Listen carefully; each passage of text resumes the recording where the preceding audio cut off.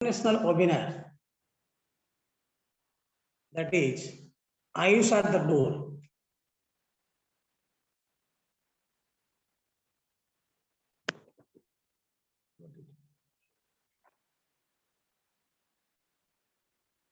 The Tika Foundation is going to organize an international webinar. हाँ sir. An AYUSH. Yes sir. Namaskar. In collaboration with Center Study Bhakti Vedanta, Popular University of Indo-Vedic Studies, Italy, Vishwa Ayurveda Parishad, Odisha, India, Gopavandhu Government Ayurveda College, Puri. That is teachers' empowerment in the era of knowledge application. A registered foundation under Government of India.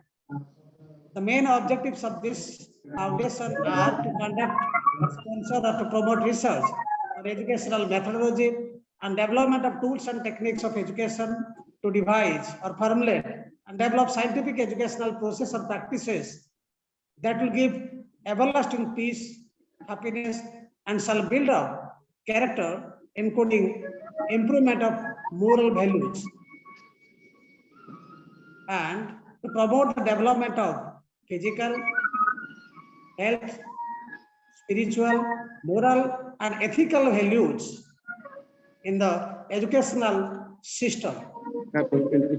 Tika has organized numbers of seminars and webinars at the state, national, and international level. Tika is publishing one research journal named Tika Retrospect and Prospect, and edited 5 numbers of books. The main motto of this foundation is to provide education and health to the society. Till this time, we have not received any financial support from anybody, and we are also not thinking about it. We have with us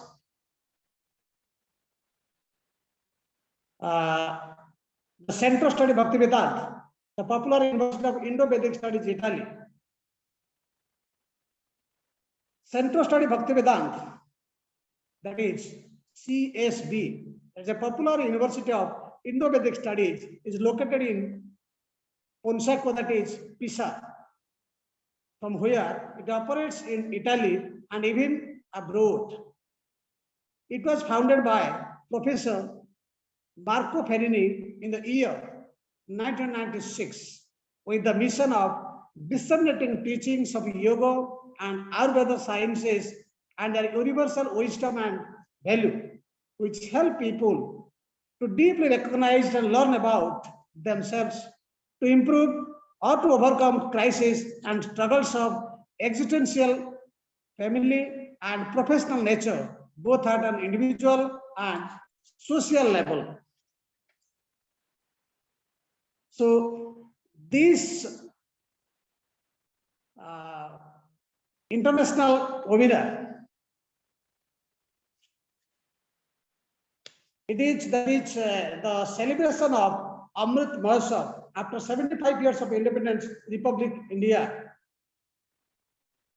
The government of India is thinking to Ayurveda at your doorstep. We must think about God Dhanvantari.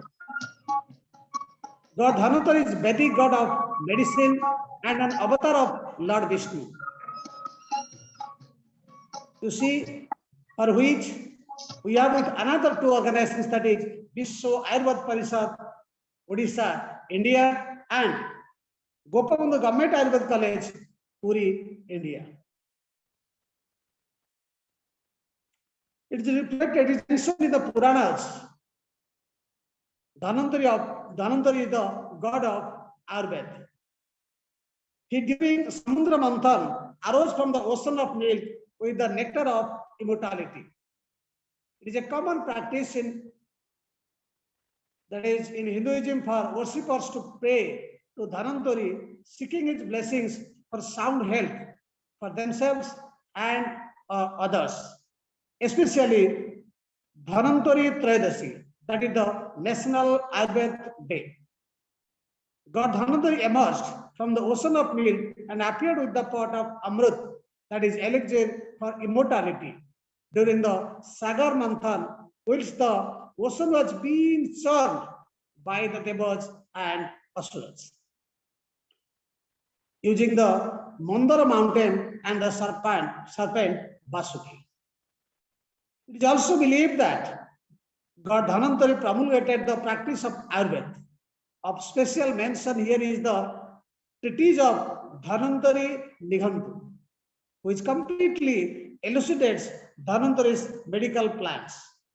His birthday is celebrated by the practitioners of Ayurveda every year on Dhanteras, that is 2 days before Diwali, the Hindu festival of lights. This year it falls on 2nd November 2000, that is 2021. It is also celebrated as National Ayurveda Day in India. The National Ayurveda Day celebrations started since 2016. The aim of the day is to create a sense of awareness in today's generation and promote Ayurveda principles of healing in the society. Government of India celebrating this year in every country in their respective embassies as Ayurveda Day. We are also following that. For this international webinar, we are also trying to do the manthan. By that, we'll see what result we find ultimately after 4 days of discussion.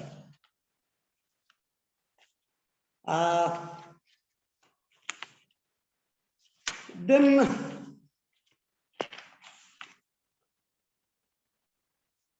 I request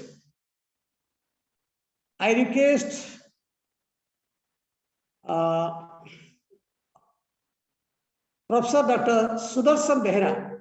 I request Professor Dr. Sudarshan Behra, the Honorable Principal of Gopalpur Ayurveda College, and Dr. Devaprasad Das, Professor of Ayurveda from Gopalpur Ayurveda College, and he is the International Coordinator of Tika Foundation. I request both of them for lighting the lamp before Lord Dhanantari, the god of medicine. I request Professor Dr. Sudarshan Behra, the Honorable Principal of Gopalpur Ayurveda College, Puri, and Professor Devaprasad Das, Professor of Ayurveda and International Coordinator of Tika Foundation, for lighting the lamp before Lord Dhanantari.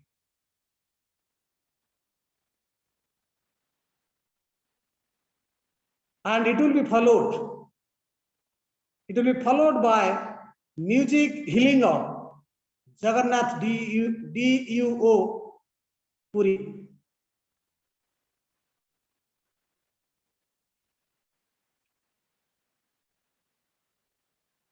I also request Lingaraj Das, Jagannath DUO Puri. Professor Dr. Sudarshan Behra, the Honorable Principal of Gopalpur Ayurveda College, Puri, and Professor Dr. Devaprasad Das, followed by music healing of Jagannath DUO Puri. The head of music healing of Jagannath DUO, that is Lingaraj Das.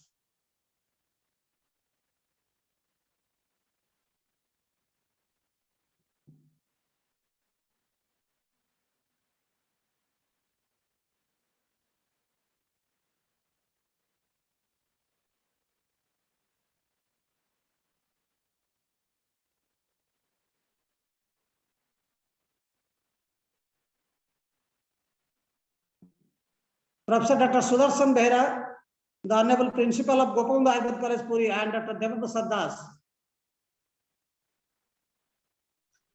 the Honorable Professor of Ayurveda, Gopalpur Ayurveda College, Puri, and International Coordinator, Tika Foundation. Sir आवाज नहीं आ रही है music का. Please unmute the sound. Please unmute the sound.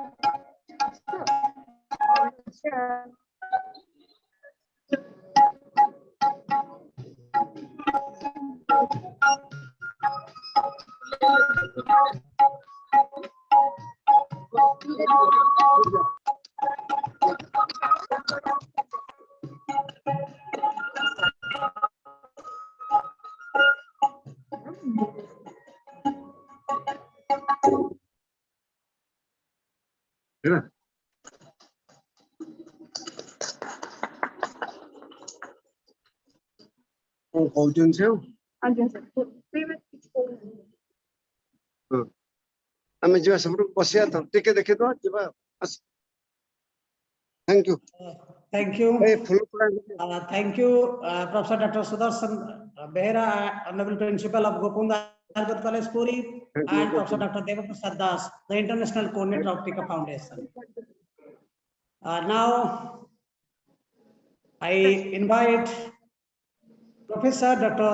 Subhash Chandra Panda.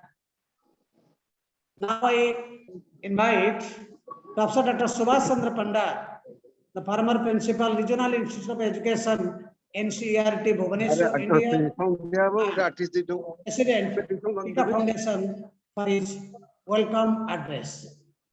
Professor Dr. Subhash Chandra Panda, Yes. Principal the Honorable President of Tika Foundation. Yes. Shooting करते Thank you very much. I am today so glad that हम programme sir hello. Sir, please continue.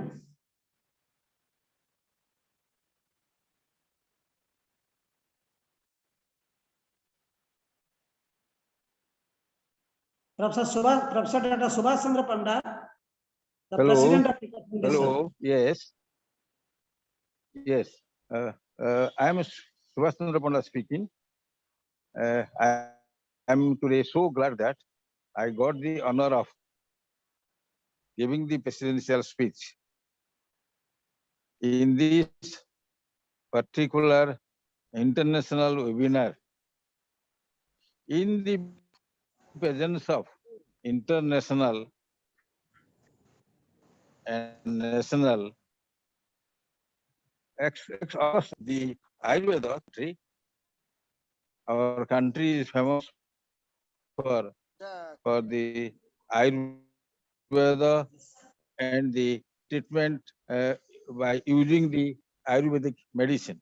Even in our mythology or in the ancient days, lots of examples are there with regard to the use of Ayurveda in the real work of life. If you look at the old stories, even Upamanyu, Upakyan, if you go to look at, there also we have heard about the Dhanvantari, the goddess of Ayurveda, and how he could get himself cured by the help of Dhanvantari brothers and to serve his teacher.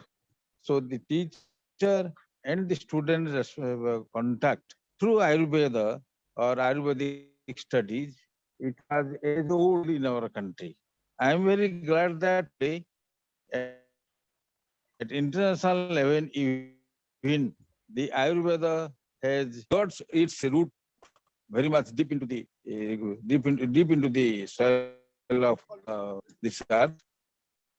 It is not that only India is the leading country which is doing magnificent work only in Ayurveda, but other countries are also doing the same way. And now we are so lucky to find the resource persons with regard to the life.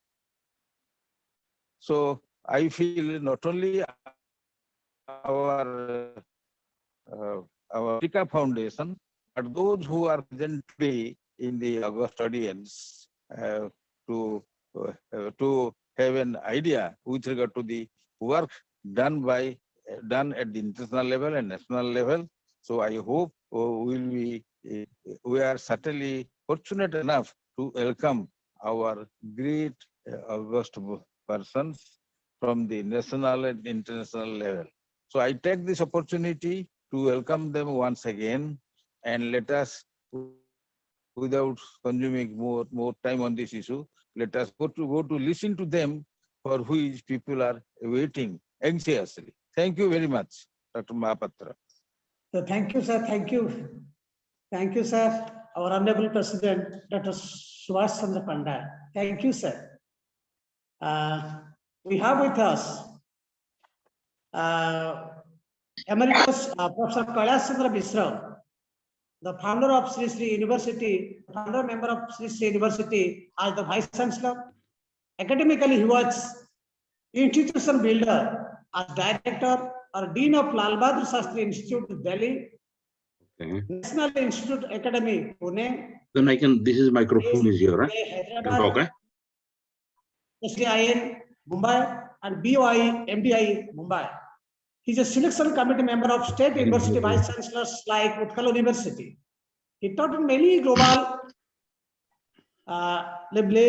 universities like Columbia, Connecticut, Yale, World Bank Institute, Wharton, Manchester, Leeds Metropolitan, Singapore, Dubai, Mauritius, Nigeria, and Carnegie Mellon, Doha. Director, chairman, member in different organizations inside and outside of the country. He is the director and chairman, director, chairman, member in different organizations inside and outside of the country. He is the awardee from different institutions, organizations, universities, companies of the country and abroad. No doubt his biodata is a voluminous book. Due to paucity of time, I am unable to speak more about Professor Mishra. Really, we are lucky enough to find such a great personality like him. So I request Professor Dr. Kailash Chandra Mishra to speak few words in his inaugural address of the international webinar. Professor Mishra, please. My respect to all the organizers, participants, Vaidya students from India and if possible outside India. Namaskar. It is a privilege to speak to such an august audience on a subject in which I am bit unconnected. But my connections comes when I was Vice Chancellor of one of the universities. I met the Minister of AYUSH, And I told I want to do something to propagate, to extend AYUSH beyond the definition of AYUSH. He told what it is. I told my experience in USA and UK, but in particular, I find in USA, 25% of the doctors are not allopathic doctors, and they are not from what is your traditional definition of AYUSH, AYUSH. So he told what it is, then I told him.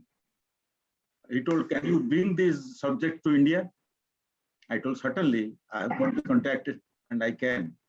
So I came and started 2 subjects. For the first time in India, in health and wellness, though we had a Ayurvedic, full-fledged Ayurvedic college in Bangalore, and we wanted to have, we had a yoga and naturopathy college in Bhubaneswar, rather Noraj. We started something like osteopathy, chiropractic, then we started CST, that is craniosacral therapy, master's degrees in these subjects. And they were a unique experience. We didn't have Indian, obviously we didn't have Indian knowledge dispensers. We brought, fortunately, thanks to Sri Sri Ravi Shankar's contact, Guruji Sri Sri Ravi Shankar's contact, we got faculty from Russia, from Sweden, from England, and I had 2 friends from UK who was heading the osteopathy of UK, Kapil Mathur and Kirti Mathur. So all of them, they came and they taught, and the subject is now well established in India. Anyway, that is a small introduction of my introduction to AYUSH. Anyway, already Dr. Mahapatra has told about Dhanvantari as the incarnation of Vishnu. Our Bhagavat and this Vishnu Puran, they talk very vividly and lucidly about India's contribution to health and wellness, to Dhanvantari's appearance. And then, of course, we know about his extension of Ayurveda through his incarnation as Kasiraj. But I'm not going to discuss about these things because these are very well known to you all. It is also well known to you all to know that of the subject called AYUSH, we have almost 2 or 3 of them are of Indian origin, excepting maybe homeopathy from Germany, or this Yunan from obviously Greece. All others are of Indian origin, though naturopathy was of Indian origin, but it was lost to India. It was rediscovered via Germany. In fact, Dr. Lust brought it back from Indian scriptures. And it is well known in the world that America and Germany are the propounders of naturopathy. But actually, the subject naturopathy is as old as 5,000 years in India. But anyway, we are to blame for that. We lost our scriptures, we lost our memory. You know, even Aitreya Upanishad, it mentions about the way God tried to imbibe the spirit of wellness in humanity. You know, when he wanted to place what will sustain humans, he wanted to find out the various parts of human body. And after placing the alimentary canal, or what is the systems of the body, you know, as per our Upanishad, we have got 7 systemic division of the body, like Dhanvantari made Ayurvedic division. You see, in the Vedas, we do not talk of Sikhya, we talk of Vidya. Vedas says Vidya. Vidya is very vast. It could not be managed by ordinary mortals. So it was reduced to Sikhya.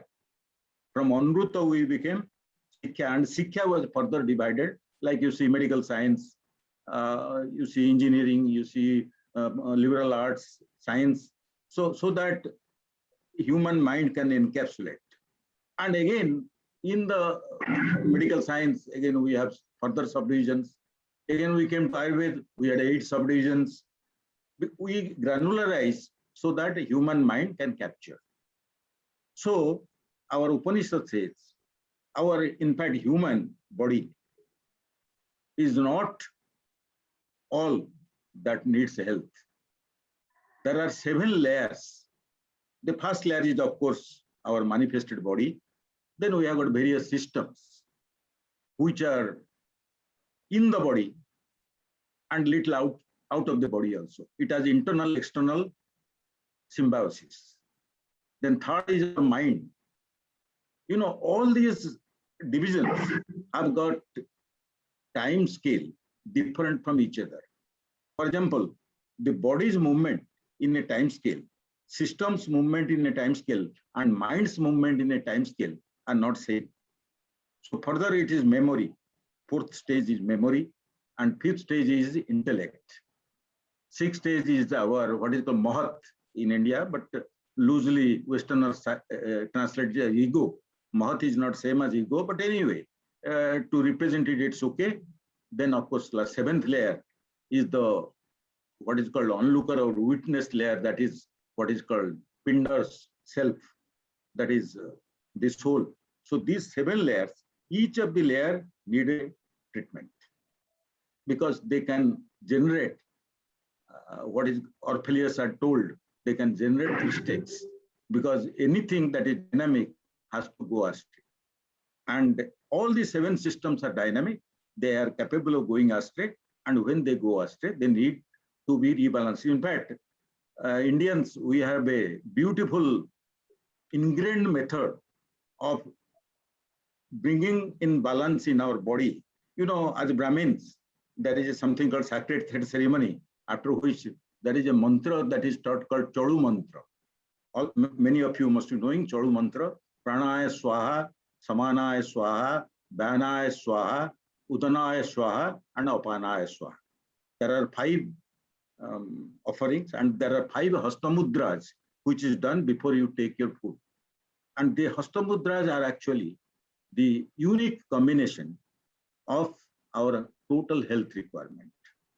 And in fact, starting from prana, which is, there are chakras, which sits in on our chakra and goes through the body. And then you have got samana. It sits in the Manipura chakra and controls the body. Similarly, all other, they are in some chakra or other. Last one, for example, your Apana, it sits in Muladhara chakra, and also each one of them are capable of controlling the body separately, but they must work in coordination. If they do not work in coordination, even if they are individually good, there is poison effect. They call it the entire nectar pot. If there is a drop of poison, the nectar doesn't surface, the poison surfaces. Similarly, in the body system, the 7 layers of the body, as I told you, and the chakras.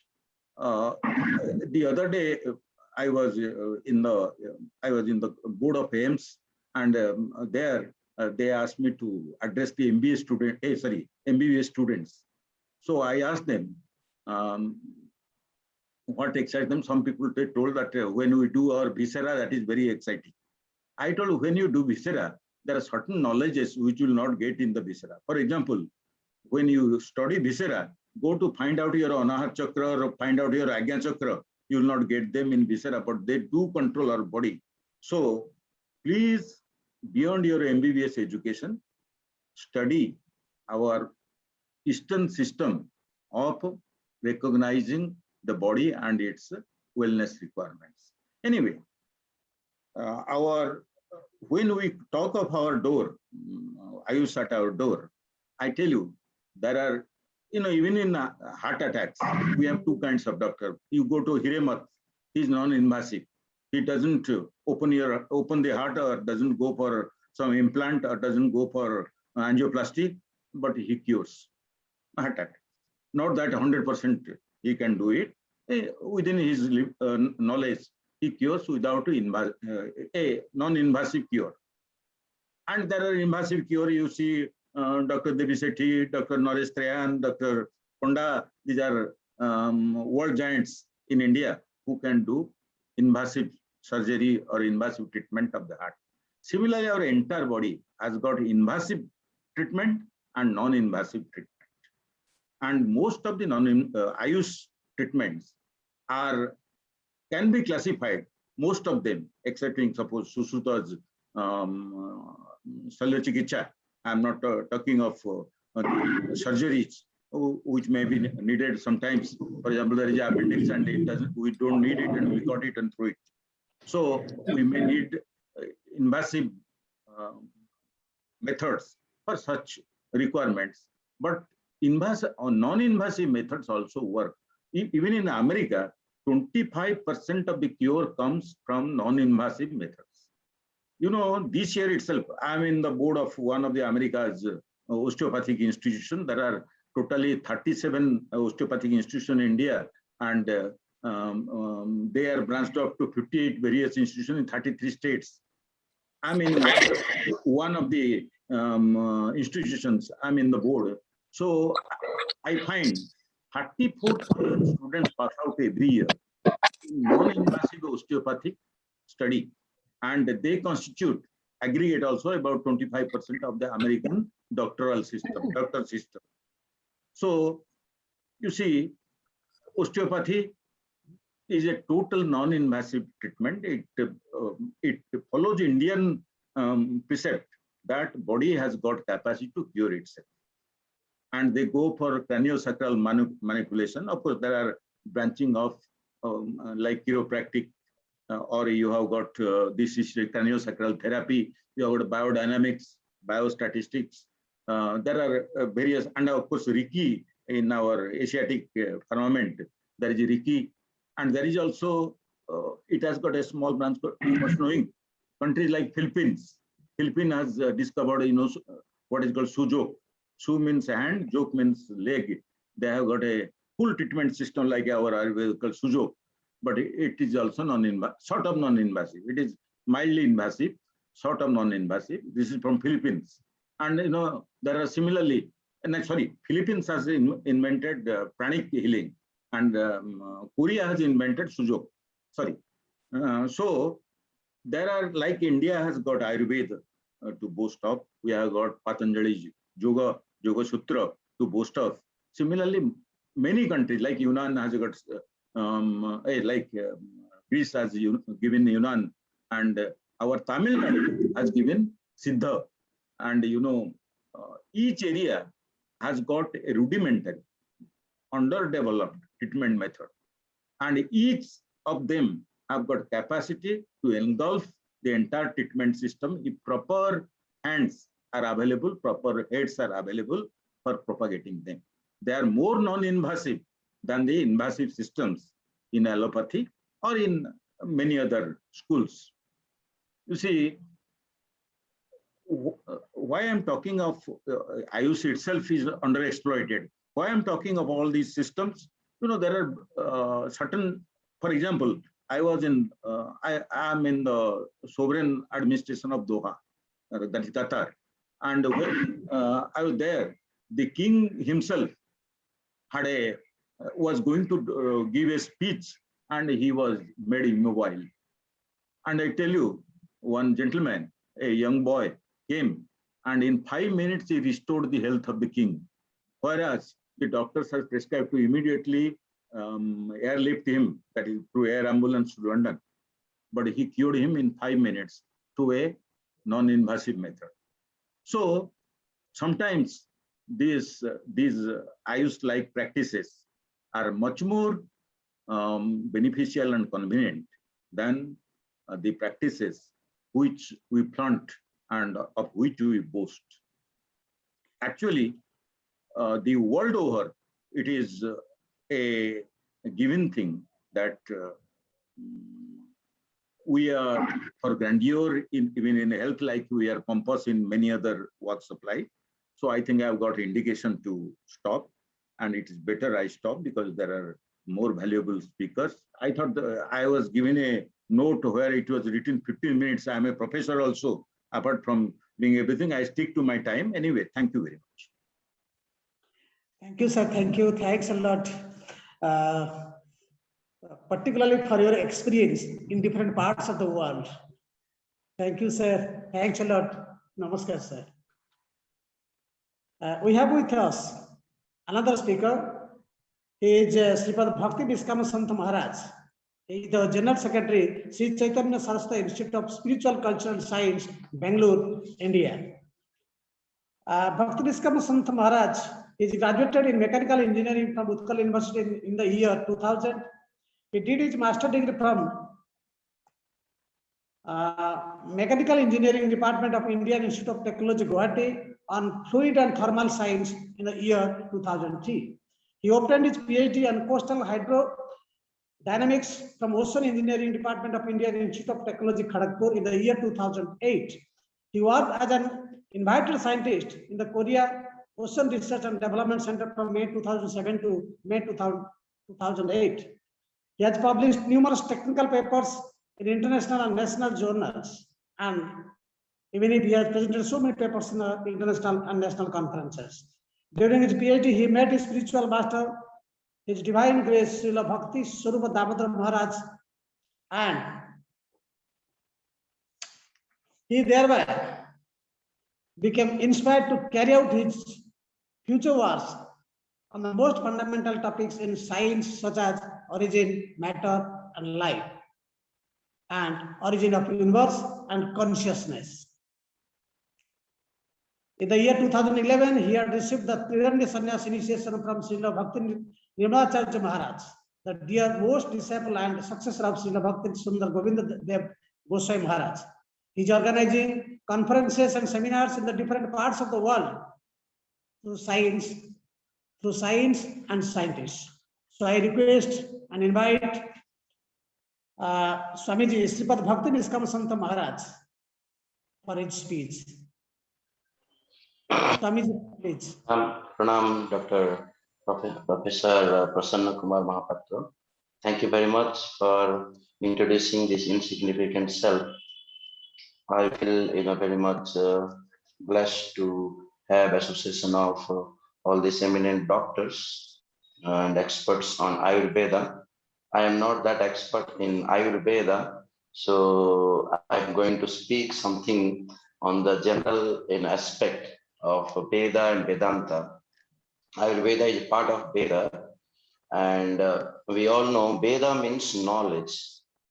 So our existence is not meant for just keep on gaining endlessly knowledge. So there is a conclusion to the gain of that process of knowledge. And that's why Vedanta is very, very important, which is given also by the same author, Vedavyas.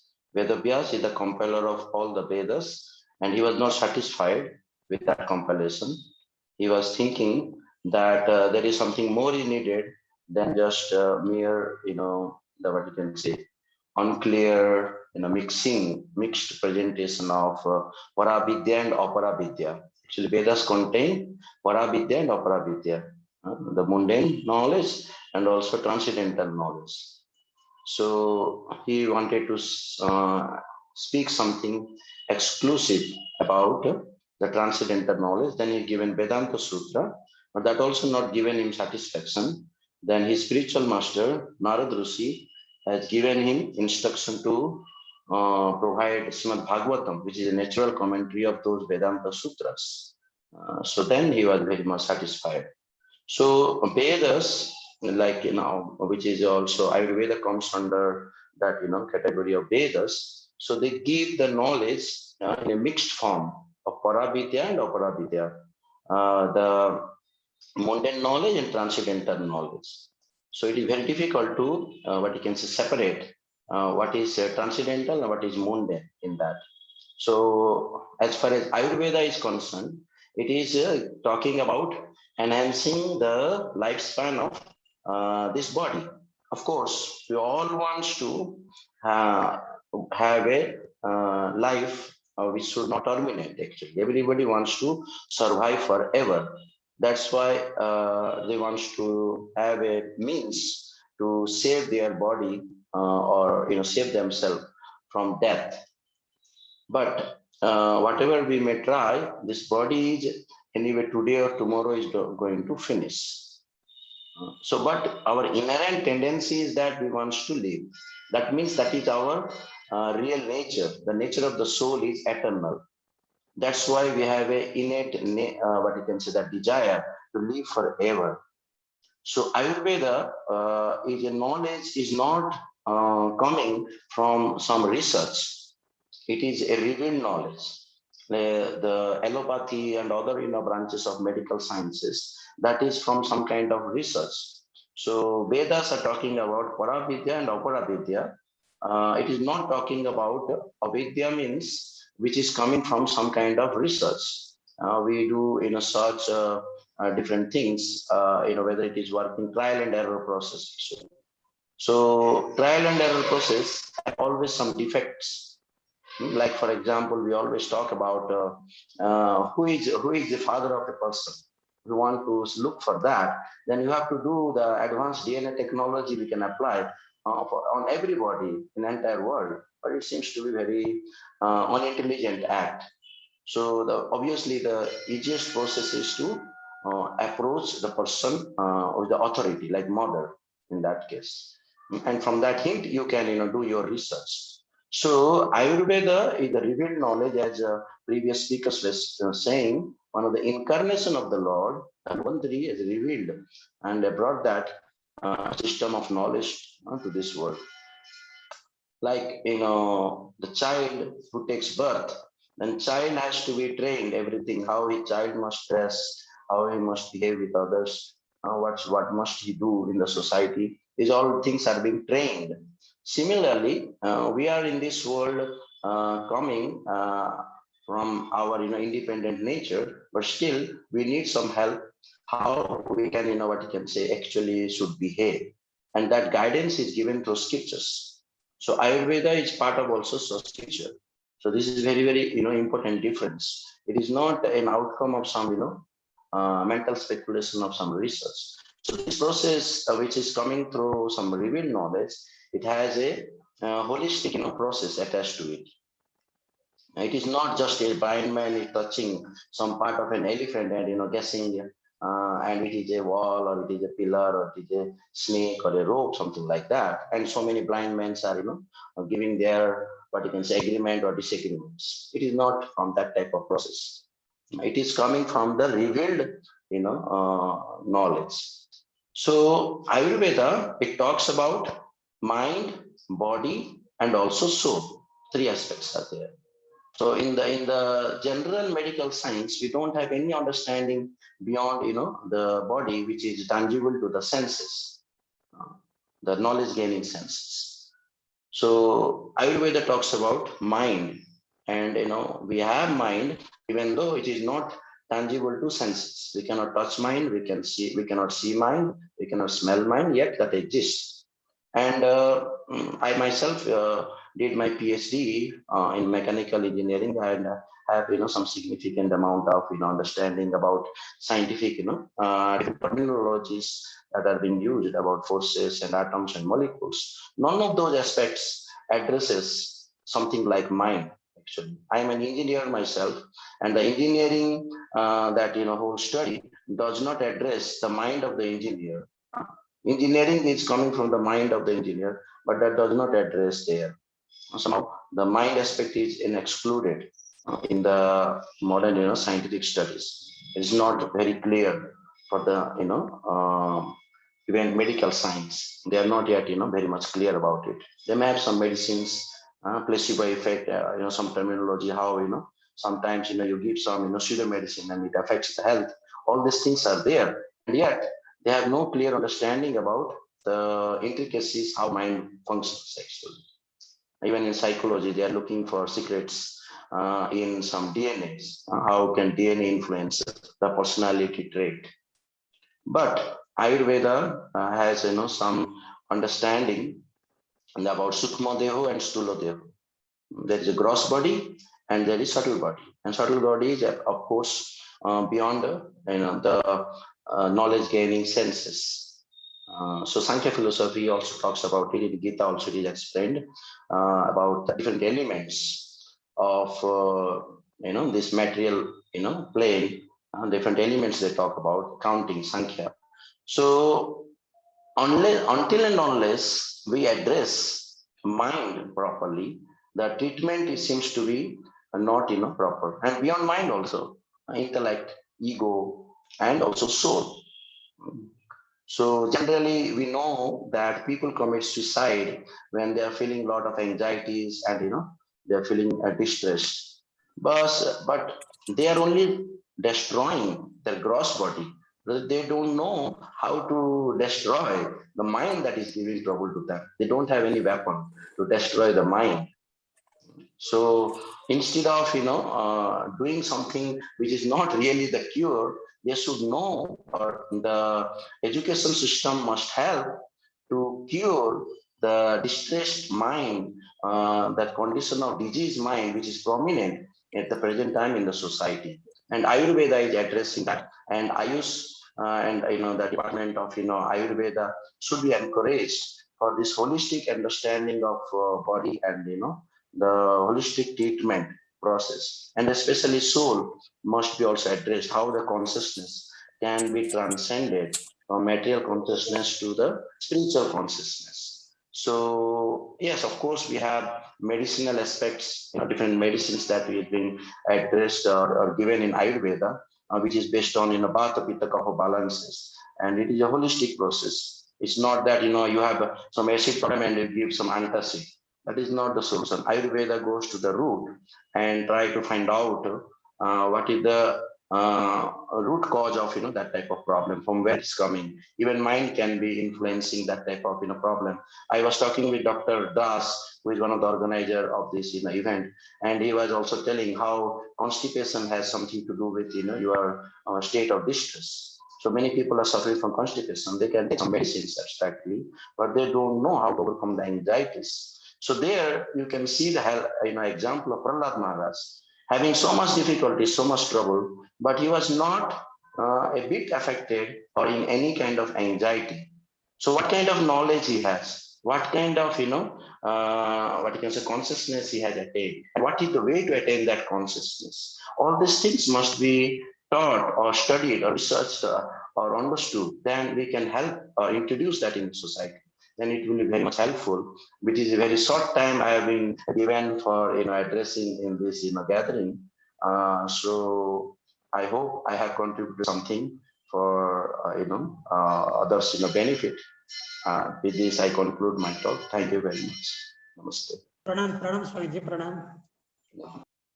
Really, though the time was short, but your lecture is no doubt excellent.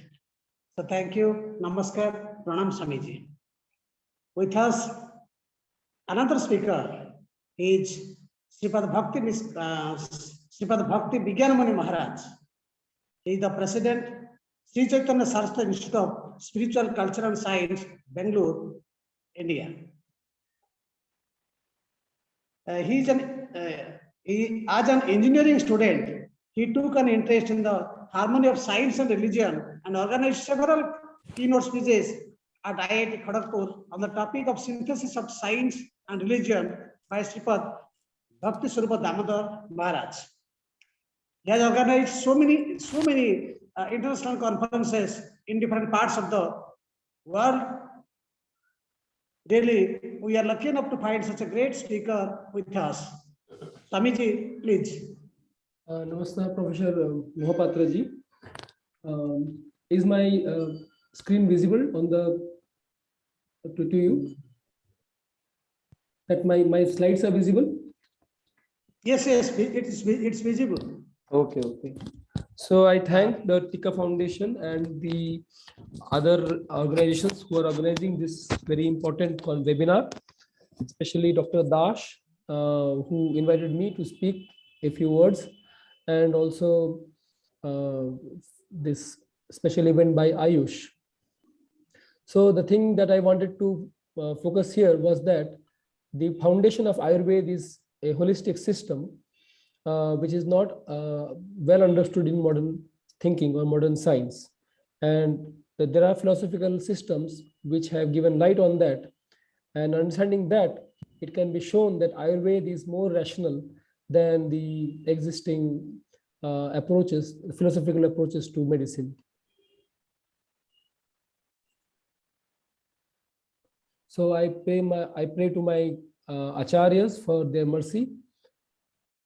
So as was spoken in the previous presentation, that Ayurveda has two words. The sandhi is that, sandhi vichet is that Ayu is the life and Veda is the revealed knowledge.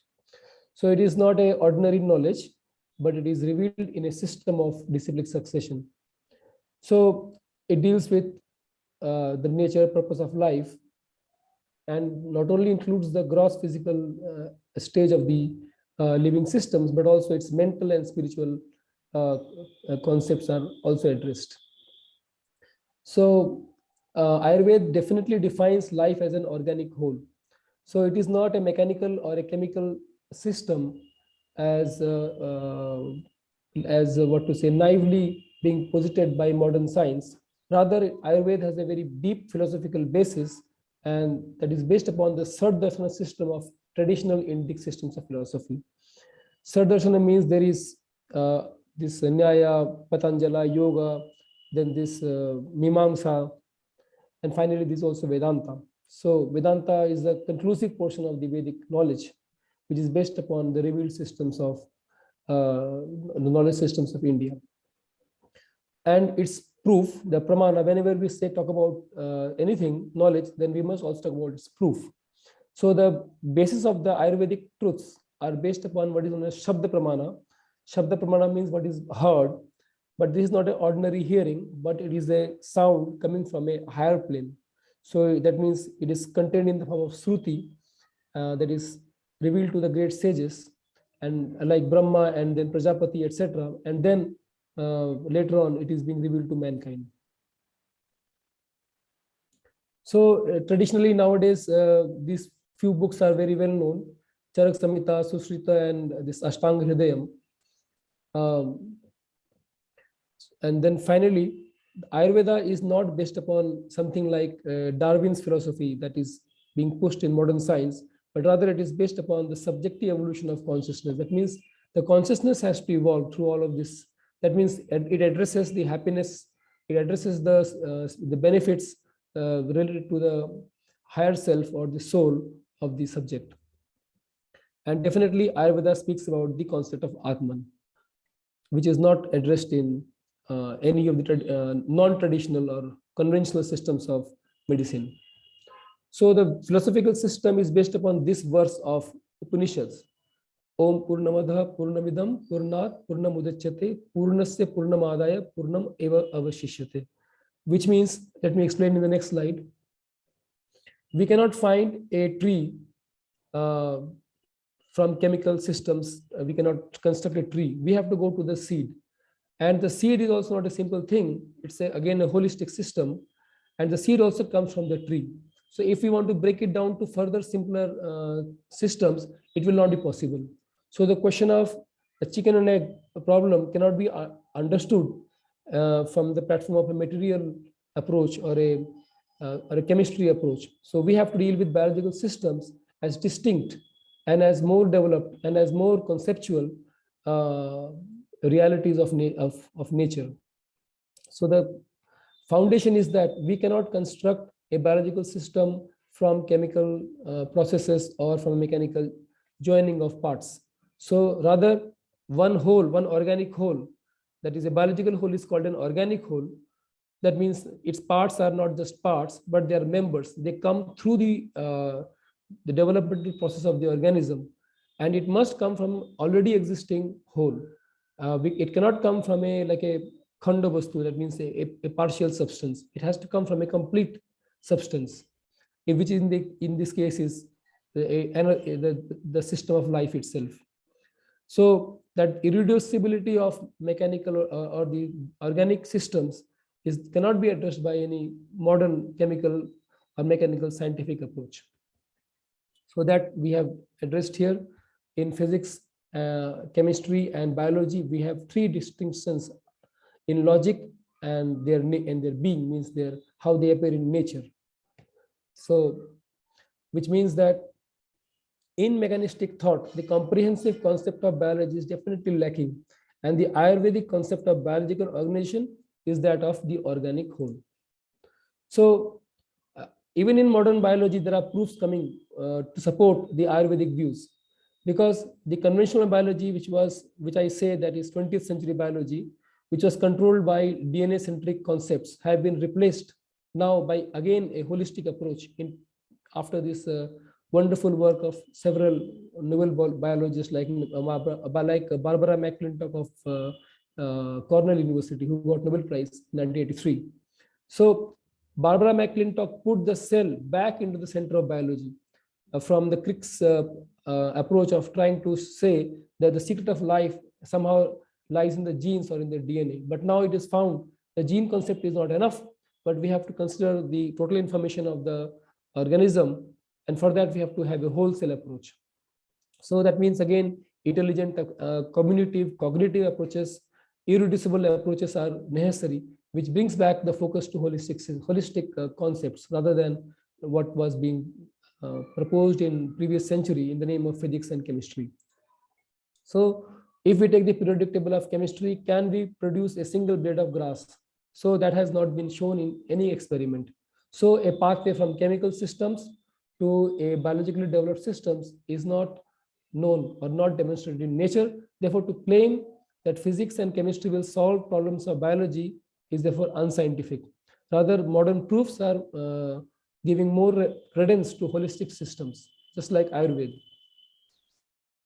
So there has definitely a great shift is occurring now in modern times from the classical worldview to a more holistic worldview, and that is the cognitive. The center is on consciousness, sentience, intelligence. This type of thing is now becoming more prominent rather than gene centrism, the genetics or genetic. They have tried, but they have not succeeded in solving the holistic problems like diseases and others with pinpoint accuracy.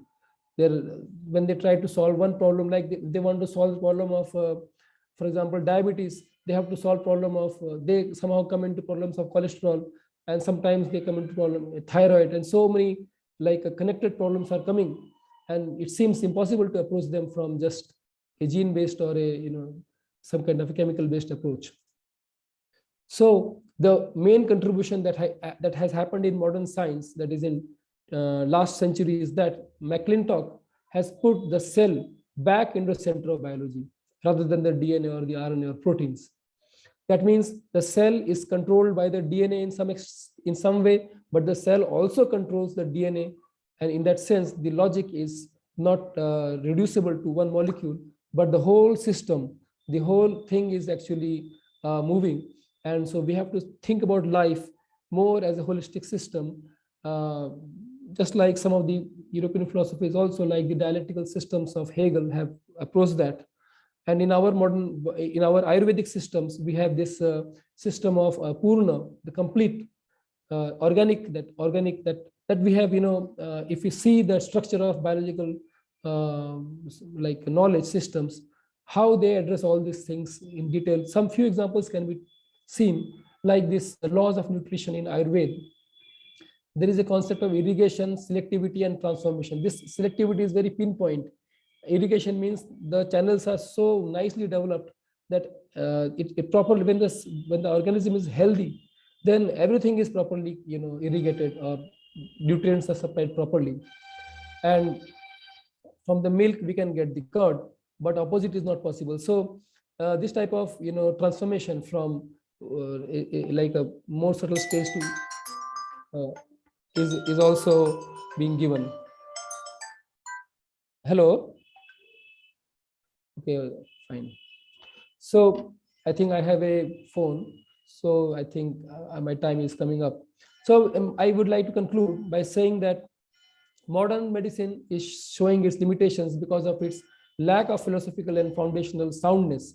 And Ayurveda is again becoming popular because of its more philosophical and a kind of a system, a kind of a blessed systems that was given by the great rishis and acharyas of ancient India. And even in modern times, the great personalities are given.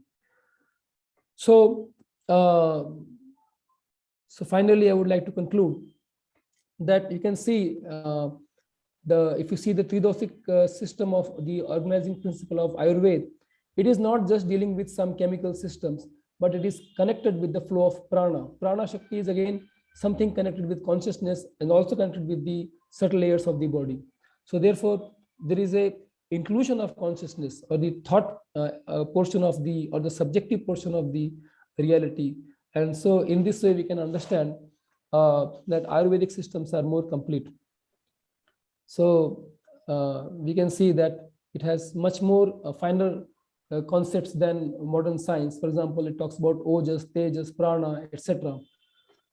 So finally, this is my last slide. The Ayurveda advice is this: that person who always eats wholesome foods, enjoys a regular lifestyle, remains unattached to the objects of senses, gives and forgives, loves truth, and serves others is without disease. So again, the concept of disease has such a holistic approach here. So I thank the organizers for giving me some opportunity to present one portion, one aspect of the foundations of the philosophy of Ayurveda and Vedanta. Although I am not qualified as a doctor or as an Ayurvedic practitioner, but by my training as a Vedantic student has some contribution to make for the help for popularizing these systems on the philosophical and rigorous systems. And I thank the organizers for giving us an opportunity for that. Thank you so much. Swamiji Pranam, thank you. Thanks a lot. Thanks.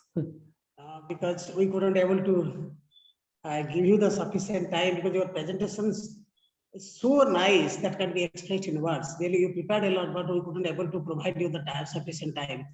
Thank you. Thank you. Namaste, Swamiji. Pranam. Namaste. Thank you. We have with us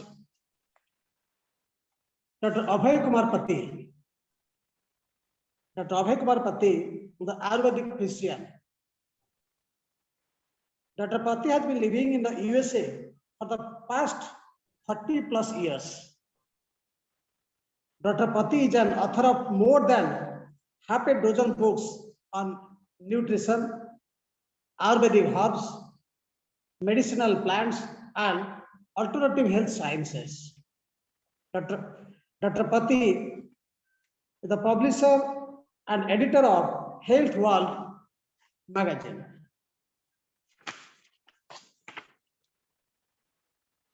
He is an author of half a dozen books on nutrition and vitamins.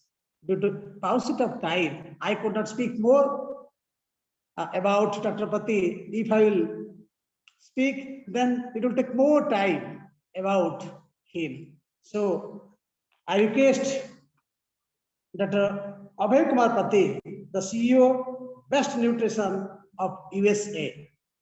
Dr. Pati, please, namaskar. Thank you. I live in San Francisco for the last, in the Bay Area in California, for the last 40 over years.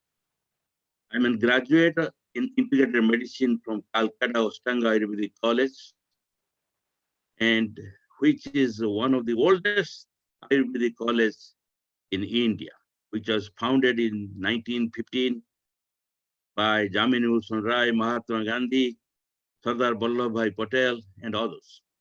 I studied Ayurvedic medicine as well as allopathic system of medicine. I left India after India's independence, including in Puri Ayurvedic College, the course was integrated. Most of the integrated doctors, they became MBBS. I left India to study, do research in philosophy of medicine in America. Now, I have written so many books on nutrition, alternative health, Ayurveda, medicinal plants of India, fruits of the world. Fruits are very important, these things. Now, I want to tell you, my subject today is Ayurveda in the West, Ayurveda in America or Europe. Now, people in America, they are becoming more and more interested in Ayurveda. Why? In 60s or 70s, American people became familiar with Chinese system of medicine, Chinese traditional system of medicine. But now, why Ayurveda and Ayurvedic medicine and Ayurvedic supplements are very popular in America? This story I want to tell you in brief. Ayurveda, in the beginning in America, people of Western countries thought Ayurveda is a cult, is a religion. It is, but it is not. It is a medical science. Medical science, it has everything from anatomy, physiology, chemistry, botany, everything, drugs, everything you mean it. And Ayurveda is far more better than Western allopathic system of medicine because it is based on preventative system of medical science, which allopathic system doesn't have. It is the causative factor of a health problem, and it is curable with a lot of other problems people are suffering from. This is the main thing. You see, many drugs, modern drugs have derived from Ayurvedic medicine of India. Morphine, digitalis, dopamine, reserpine, so many things have derived from our Vedic science, Ayurveda. Now, forget those modern drugs. Now, in supplements are also big in Ayurvedic medicine in America. Curcumin. Curcumin is from turmeric. Is an isolated molecule. When you see curcumin, ashwagandha, amla, triphala, fenugreek, testofen. Testofen is the isolated molecule from fenugreek seeds. Lot of things. Tribulus. Tribulus is from okra. Is being used in sports medicine. It's very important in sports medicine. Now you can find lot of Ayurvedic supplements in supermarket, in drugstore, in health food stores, and everywhere you see. Psyllium husk. I will talk on psyllium husk. Is a cheap product in Ayurvedic medicine. That is being used for constipation in America, and it is a cheap product in India, but it is very costly in America. Metamucil, produced by Procter & Gamble, which is being sold more than $30–40 for half a kilo. It works. Lot of Ayurvedic medicine, drugs, we cannot say medicine or drug supplements in America, because otherwise government FDA regulates a lot of things, and they are after Ayurvedic products now. Ayurvedic products must be standard. That thing I would tell now. How and how Ayurveda is being published being popularized in America, I would tell you why. So Panchakarma therapy. Ayurveda was not very popular in 1980s. See, yoga became very popular. Then, when Panchakarma therapy was introduced in America, different things, Basti, Sadhana, Viresana, all those things, that procedure with Ayurvedic system of medicine became more popular. And now Panchakarma is very popular in Ayurvedic system of medicine in America. Lot of doctors are doing in health spas, in clinics, and everywhere you see Panchakarma. So what Panchakarma does? Panchakarma does work like acupuncture also. Cleansing therapies, different cleansing therapies. So cleansing therapies, what it does, it relaxes the body. It relaxation. So people are having a lot of stress now. Particularly people are working on computers and different engineering sciences and other things.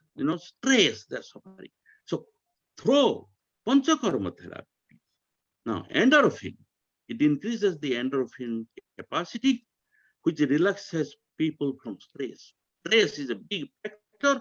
Lot of people are having problems with stress and people die. So only Ayurvedic system of medicine, it has a lot of cure for people who are suffering from stress. Lot of people are having stress and they end up in hospitals. And hospitals are more expensive than a 5-star hotel. So many things could be treated, could be prevented, could be cured with our age-old Ayurvedic system of medicine, and we need to know all those things. But only one thing I want to focus today, before I conclude my speech. This is 5 o'clock in the morning in California.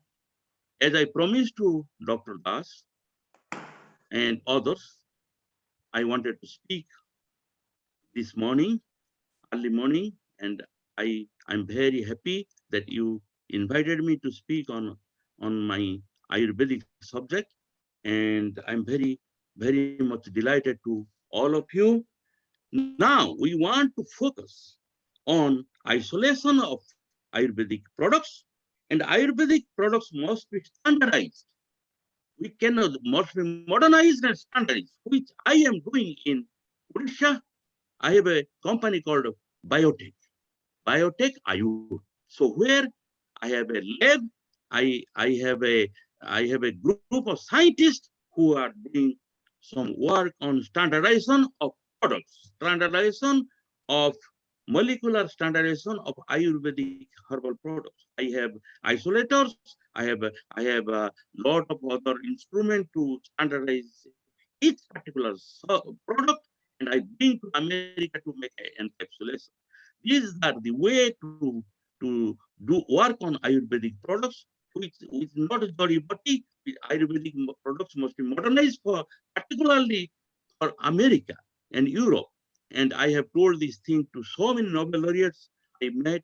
Also, I told to the other day I was talking to National Institute of Health, and they have an Ayurvedic department in Washington, D.C. NIH has a very big Ayurvedic department, and they are doing research on alternative health sciences, including Ayurveda. So I must thank you very much for giving me this opportunity to speak today. And I know my speech is very brief, but I wanted to tell you the whole story of Ayurvedic products and my personal story in America for the last 40 years. Thank you very much. Namaskar. Thank you, sir. Thank you, sir. I never find words to speak about you. And particularly, you spoke so many things from your own experience. Really, you are the proud of our country. Namaskar, sir. Namaste. With us, another speaker, little bit deviation. Professor Marco Ferrini is having some sort of other assignment for which little bit deviations maybe in the agenda. We have with us Professor Marco Ferrini. He is the President, Center Study Bhaktivedanta, founder and President of Center Study Bhaktivedanta, Italy.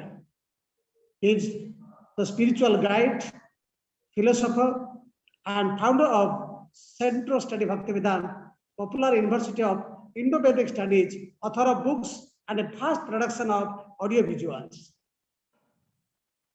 He has held over 3,000 seminars and conferences and training events. Since 1976, he has been studying, practicing, and teaching philosophy, psychology, and spirituality of the Bhaktivedanta tradition in the context of the millenaric knowledge of the Veda, recognized by UNESCO as heritage of humanity. Sir, I invite and request, please, sir. Namaskar. Thank you, Dr.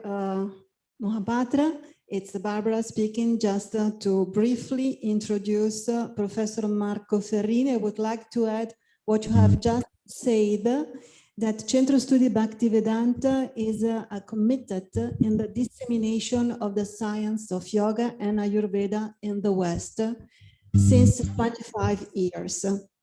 And Professor Marco Ferrini, our spiritual master, has received important recognitions for his works, including in 2012, the award of the gold medal by the President of India and the title honoris causa PhD Doctor in Philosophy by an important Indian university, the Dev Sanskriti University in Haridwar, with the following motivation: in a recognition of his contribution to the dissemination in the world of Vedic knowledge for the improvement and well-being of humanity, I am pleased to introduce to you Professor Marco Ferrini.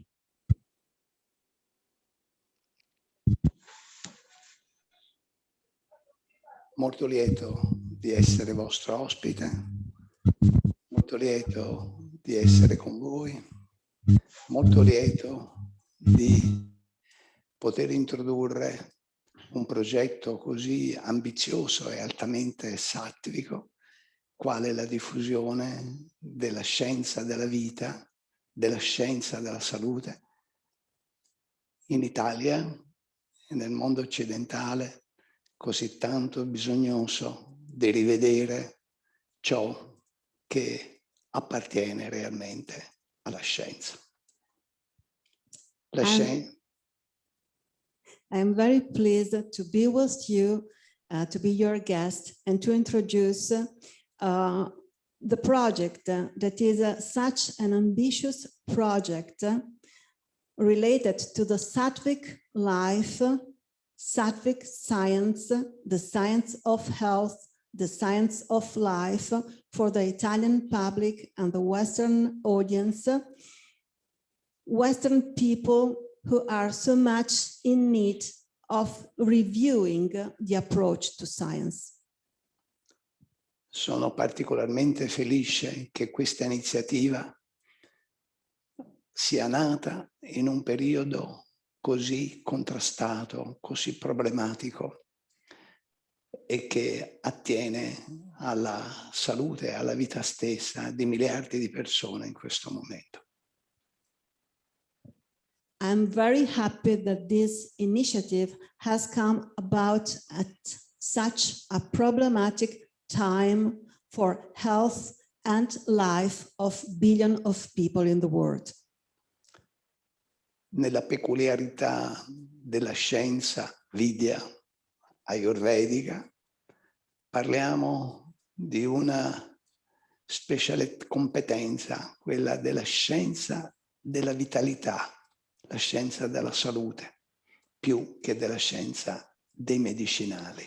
E questa scienza della salute ha proprio lo scopo di riportare attraverso pratiche sattviche, pratiche di virtù, le persone a riprendersi responsabilità della propria stessa salute attraverso questa scienza della vita e della salute.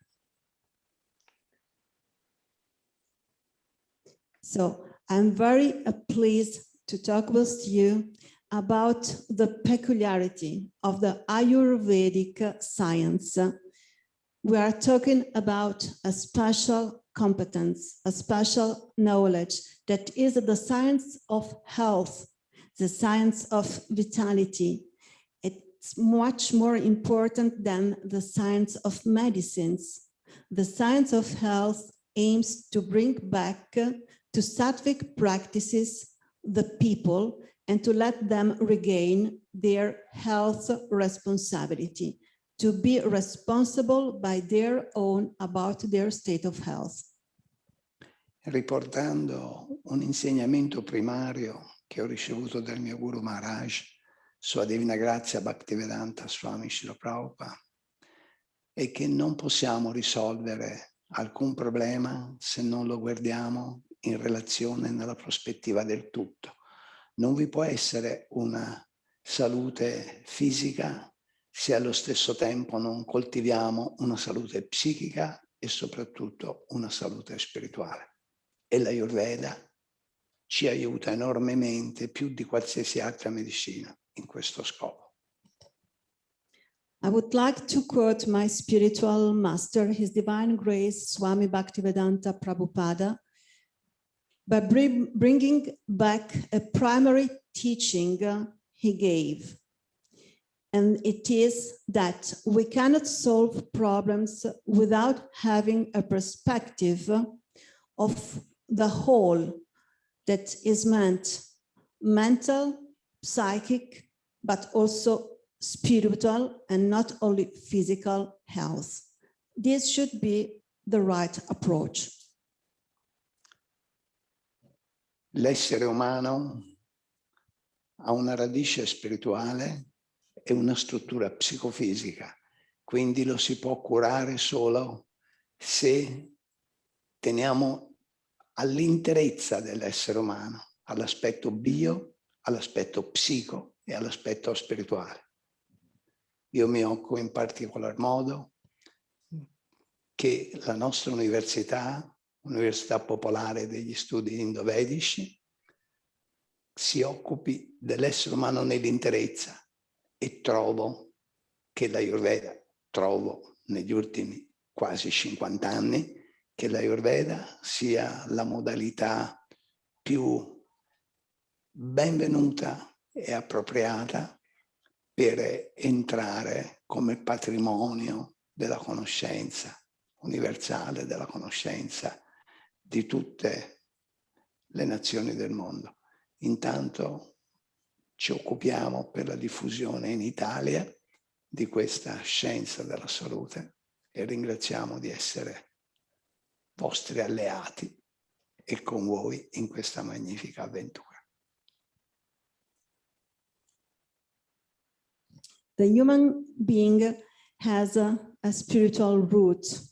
It's not only psychophysical structure, and we have to take care about the wholeness. It means different levels, which are bio, psycho, and spiritual. Personally, I take care through the Popular University of Indo-Vedic Studies that I have founded about the whole human being. For 50 years, I have experienced that Ayurveda is the best and most appropriate mode, science of universal knowledge for all nations in the world.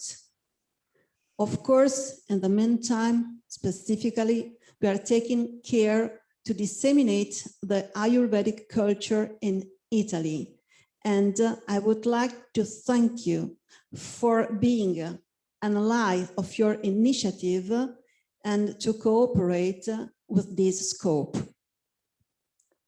Io prego Bhagavan Shri Krishna Damodara, in questo mese di aiutare la diffusione della conoscenza di questa scienza della salute per restituire migliore vitalità a tutte le persone che soffrono, ma allo stesso tempo rendere loro il carico della responsabilità che si devono fare per rispettare la natura, per rispettare gli elementi della natura, per rispettare l'alimentazione e la stretta connessione tra alimentazione e salute, tra psiche e salute. Come l'Ayurveda asserisce, ogni malattia è originata da squilibri e lo squilibrio si cura con lo yoga, come dice Krishna nella Bhagavad Gita. Certo, la cura del corpo non deve essere secondaria, deve essere comprimaria, ma allo stesso tempo dobbiamo avere grande riguardo per la nostra capacità di equilibrio sul piano biologico, psicologico e spirituale. Io posso fare la parte della filosofia e della psicologia e altri tecnici, altri scienziati, altre persone preparate nella scienza dell'Ayurveda si occuperanno specificamente dell'alimentazione e delle cure correlate ad essa, utilizzando tutto ciò che è più naturale e disponibile in quest'area del mondo. Grazie dal cuore.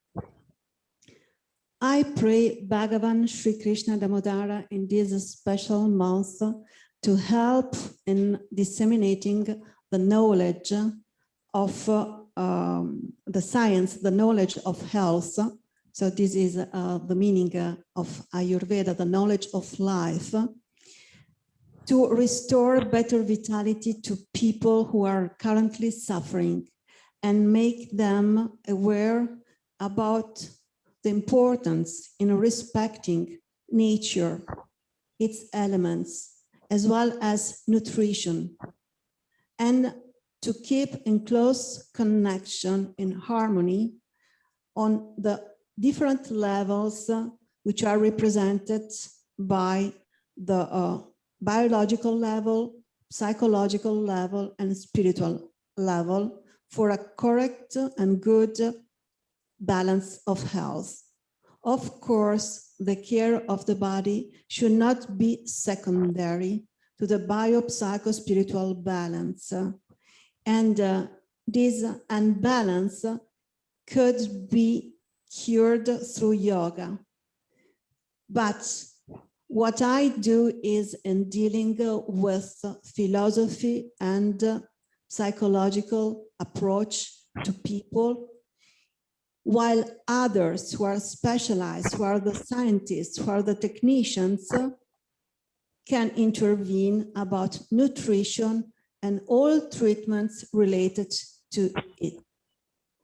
My task is to give in this part of the world a spiritual, philosophical, and psychological support for the well-being of the collectivity. I'm very pleased and grateful to have been invited to participate to your event. Thank you. Patram pushpam palam toyam yome bhaktya prayachati. La nutrizione, il cibo, la qualità del cibo, ma la qualità anche dell'attenzione attraverso la quale si prepara il cibo, lo si cucina e lo si offre. L'ingrediente più importante è la devozione a Dio e in forza dell'amore per Lui, amore per tutte le creature. Nel cibo la nostra salute, il nostro sostentamento e anche la nostra cura. Grazie a tutti per esservi organizzati così bene, per rendere disponibile a tutto il mondo questa sacra scienza dell'Ayurveda, e noi in Italia faremo tutto il possibile per farla conoscere e per introdurla al meglio delle nostre possibilità. Grazie ancora per avermi invitato.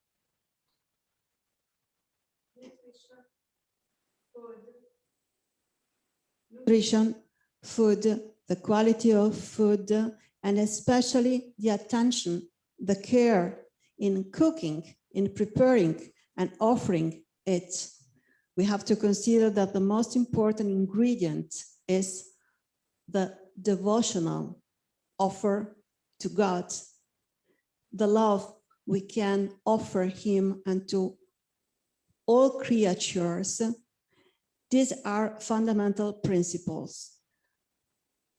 Food can heal people. It's not just a sustain of people. And with this objective, we would like to go ahead in participating to the dissemination of the science of Ayurveda and to introduce it in Italy and in the whole world, especially in the Western world. And it is possible to do that in cooperating with other institutions. And for this reason, we are very grateful of the opportunity that Tika Foundation is offering us through this organization that we have much appreciated. Thank you from the heart. Thank you. Namaste. Namaste. Thank you. Thank you. Namaskar. Really, we are extremely happy. We are extremely happy for Professor Marco Perini, the President CSV, founder and President of CSV Italy. Really, really, I'm extremely happy. Namaskar. Then we have with us Luisa Spagna. We have with us Luisa Spagna. She is the creator of Yogin ritual dance. Luisa Spagna is the author of the internationally renowned artwork of Yogini of Hirapur Oracle and the creator of the Yogini ritual dance. I request Luisa Spagna. Luisa Spagna, please. Yes. So I would like to start thanking Tika Foundation and Professor Dr. Veda Prasad for having invited me. I would also like to give my most respectful greetings to all the participants in this international webinar. I will share a PowerPoint.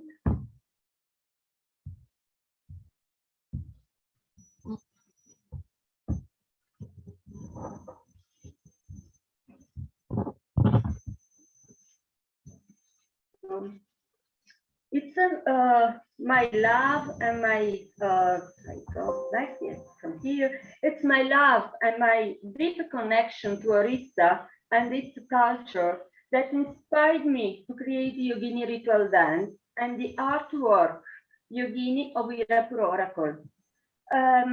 It's in the early 90s. I went to Orissa for the first time, and I lived in Bhubaneswar for several months to learn Odissi dance. But also I was involved in all other culture interests. In one of these residents that followed after the first time, I had a very strong artistic inspiration that really was showered over me. It was to write about the Yogini, in particular the Yogini temple of Hirapur, and why not to rebuild all the sculptures of the Yogini, drawing them one by one. The call was so strong that I didn't think twice, and anyway, nobody can refuse the calling of a Yogini. So I spent the following 2 years conducting research, writing, and drawing the 64 Yoginis in a complete state of inspired mind. While the result of the Yogini temple history and meaning was published in the book La Danza Segreta delle Yogini, that in English is The Secret Dance of the Yogini, the Temple of Hirapur, published by Venezia. The artistic inspiration to rebuild the broken sculptures of the Yogini led me to create the original artwork, the deck of oracle cards called Yogini of Hirapur Oracle, composed by 64 cards of the Yogini and a card of Shiva Bhairava and one for the Katayani, so 66 in total. The deck includes a booklet in Italian and English language with the explanation of each oracle card. The artistic recreation was done in full respect of the tradition, but at the same time in complete freedom to realize a very original artistic tool. The proof that it was the real call of the Yogini is the fact that since that moment, every event of my life strongly supported me and my work in many ways. Soon after the publication, Yogini of Hirapur Oracle cards received the interest of people from different parts of the world. The third part of the Yogini research is the project Yogini Ritual Dance. I will explain how Yogini dance ritual, and oracle come together in this project for the aim of healing. Briefly, we say that the yogini belong to the Shakta Tantra tradition. They can be considered goddesses, demigoddesses, shaman women, oxes. As the Yakshini, there are also spirits of nature, but many scholars consider them also women in flesh and bones. They have a benevolent, wrathful, or theriomorphic aspect. These three aspects are depicted in the oracle cards Yogini of Irap oracle, as well as in the Yogini ritual dance. Yogini ritual dance can be defined an approach to heal and to the self-knowledge through the artistic expression of dance. It's a journey through the body, the heart, and the soul, reawakened by the signs and symbols of the oracle cards, Yogini of Irap oracle. The main characteristic of this dance are the use of Astamudra in their aesthetic and narrative aspects, but also for their healing energetic aspects. The expression of the whole body, the choral choreographic process in which all the participants are involved to the creation of the dance items,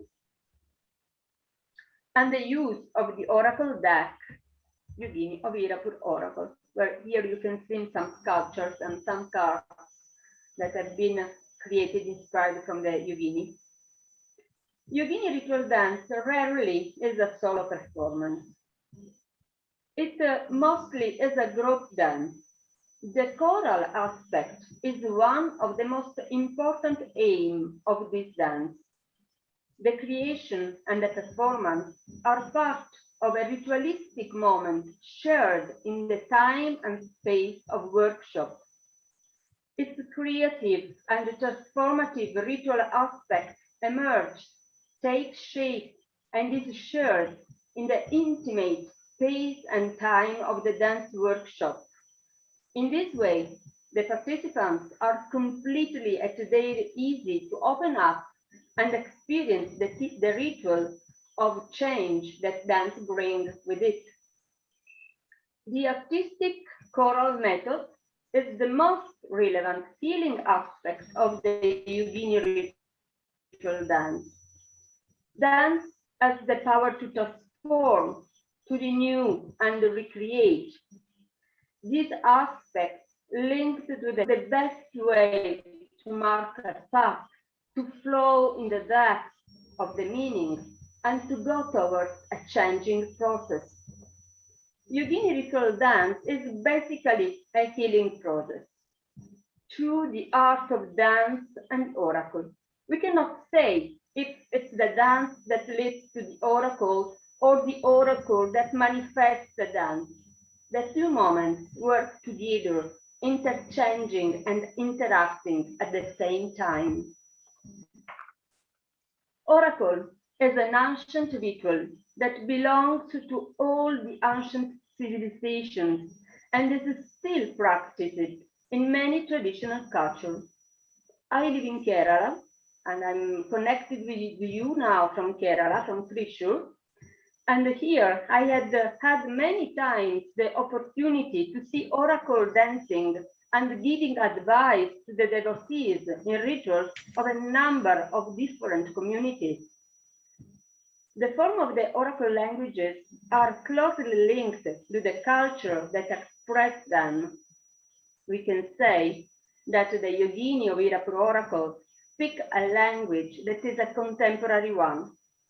While the Yogini of Irapur oracle was inspired by the temple of Yogini, at the same time it detached itself from it to become a contemporary oracle. The wisdom of the Yogini from its ancient meaning comes back to light the Yogini of Irapur oracle, but in a new context. Divination is a creative process. I use the term creative in its etymological meaning in which ingenuity and power, the ability to do and the ability to feel enable us to communicate with the veiled process of the universe. Prophetess or prophets, enchantress or wizards, sibyls, witches, sorcerers, but also poetesses and poets fall into that category in which the art of divination in its various forms and systems has always announced itself to human beings. Dance makes poetry with the body, and in some ways, a dancer may be thought as someone who prophesies with the body. As the dancer, Bronislava Nijiskaya underlying the aspect of empathy embedded in making art. She said, art and dance are able to predict the future because they are like intuition. In dance, there is always a certain alteration of consciousness because in order to move, tensions must be released. Opening your body, spreading your arms, moving your legs, shifting your weight, accepting to move from where you are, it always brings in itself the acceptance to release. In a yogini ritual dance, there is no ecstasy or trance, but a slight modified state of consciousness is activated by the work on the body, which releases tensions and inhibitions. Yogini ritual dance pushes us out of our mental and physical closet and invites us to open to a more sensitive dimension, also thanks to the method of working with images of the oracle cards or finding after the dance the response in the oracle. The response of the oracle is not the meaning expressed dance. It's not the meaning expressed through dance. The oracle points out what kind of energy I'm dealing with. In the yogini ritual dance, we always engage with our possibilities, never with our truth. Dance and the oracle are a dialogue with ourselves, with others, and with the events of life. And the signs and symbols of the cards of the Yogini oracle are important guides. Both dance and oracle bring us back to our body, which is the most essential and fundamental tool of magic. Through the body, everything felt, seen, or experienced in other planets can be transported into the concrete physical world. The body is the vehicle that houses the energies and the forces necessary to do anything we can imagine. Ultimately, we have to say that it's not even so much getting answers but asking questions. As the writer Daniel Pennock says, it's rare that answers tells the truth. More often, it's the chain of the questions. During the dance with the oracle, we allow the body to ask questions and find profound answers, which cannot be proffered through words. The questions and answers of the body do not necessarily have to be said in words. They rest in the depths of our bones, our muscles, and our skin. They emerge in the way we experience our body. The questions and answers after a yogini ritual dance are shown by the dancing body itself. They are visible to us and to others for how after the dance that has ritualized the existence which was brought our body into the world. So I have not found a better way to be guided and healed by the yogini than to weave the power of the existence to the dance and oracle, which themselves have inspired. And I will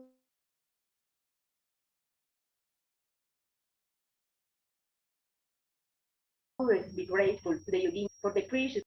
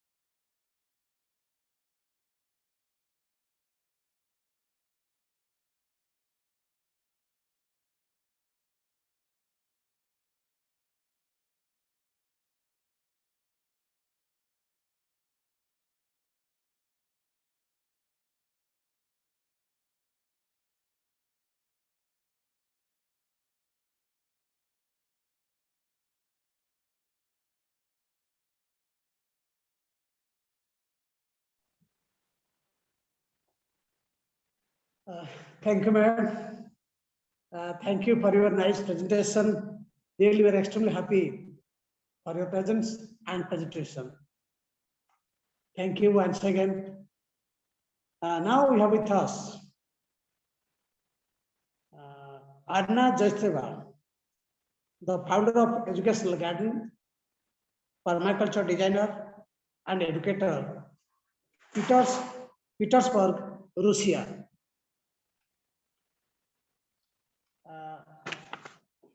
Arna Jaisteva first time visited India in the year 2016. She started working as a landscape designer for ISKCON Educational Center project at the Govardhan, Uttar Pradesh, in the year 2019. She is the National Geographical Certificate Educator, Permaculture Design Certification, founder of Educational Garden Project, currently working as the permaculture designer and an educator in Russia. So I request and invite Arna Jaisteva. I request and invite Arna Jaisteva, the founder of Educational Garden and permaculture designer and educator, Petersburg, Russia.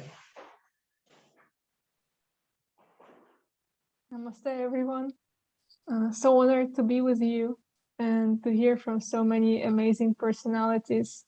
And just to be here and understand that each of you are here engaged in the service to this world. So most of you, I guess, are doctors or somehow connected with Ayurveda directly or indirectly. And that's amazing because this science is about holistic approach to life. And it's really resonating with me, although I'm not a doctor, but the principle, the approach towards the world, towards the science is really resonating with me. That's why I'm so inspired to be with you and just would like to contribute something little I can contribute in your Sangha, in your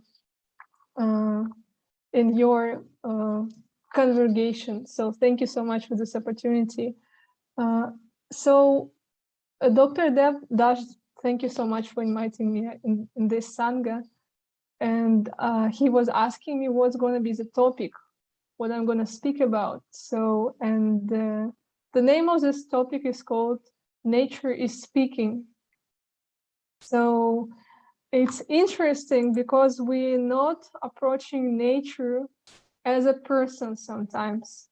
So, and the title itself said nature is speaking. So the only person can speak actually. So something impersonal cannot speak. So, and it's interesting. I just wanted to start with that.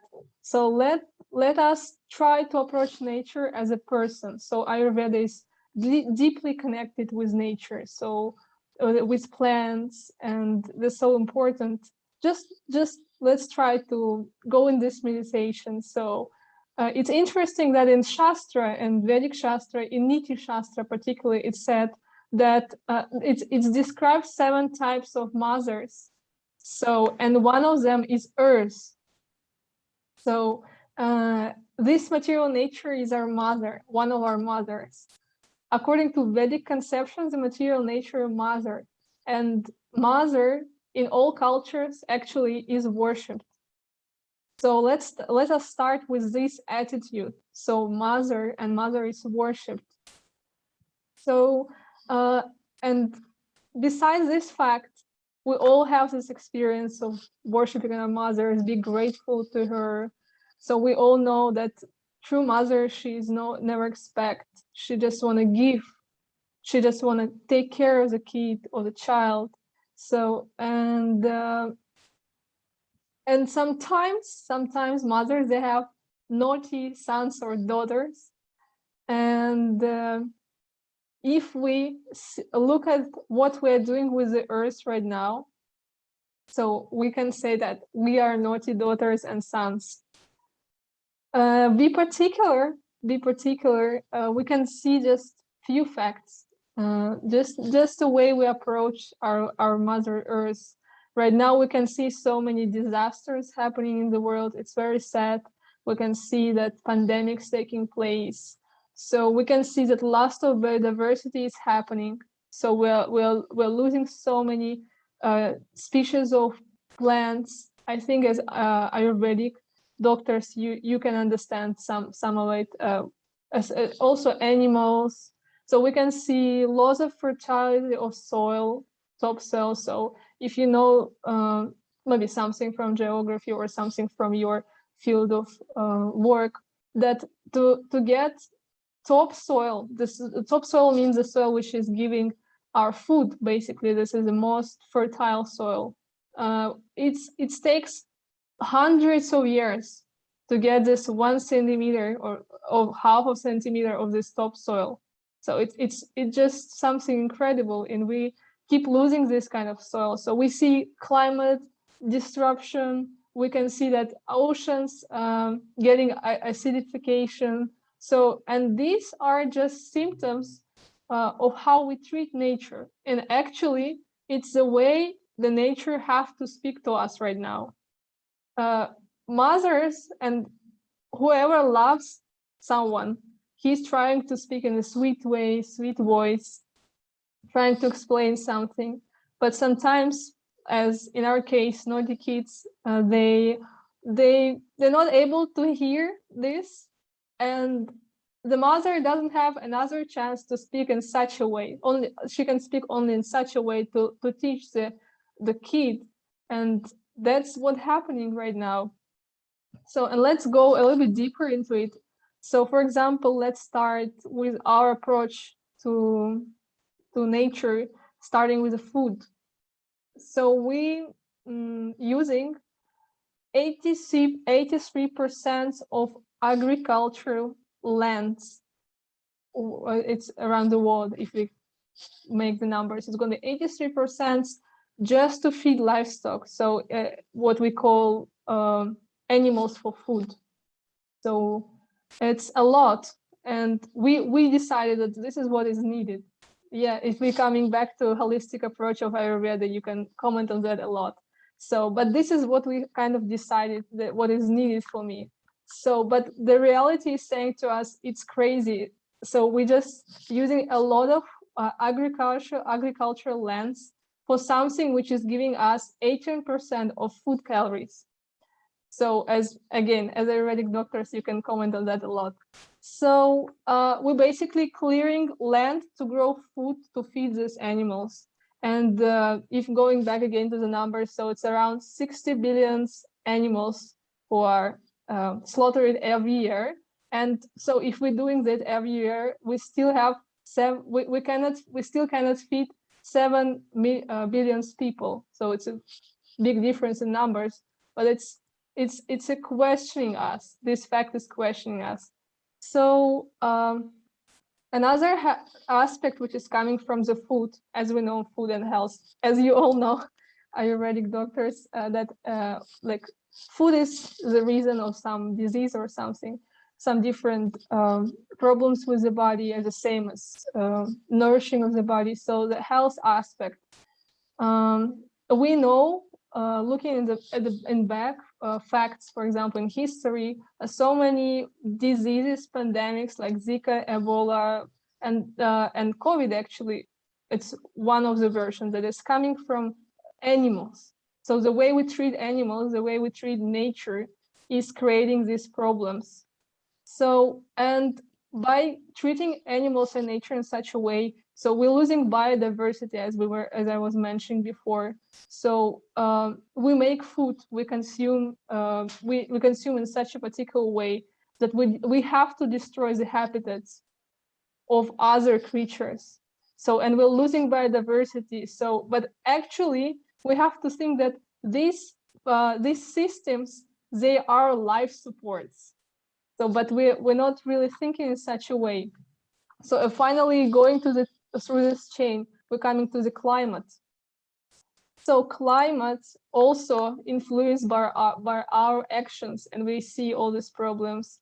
So, but we don't really see this chain. We usually, when we're speaking about climate, we may naturally think, or we can naturally imagine some fossil fuel companies, right? So, but we have to come back to the chain again, food and health. Let's come back to food.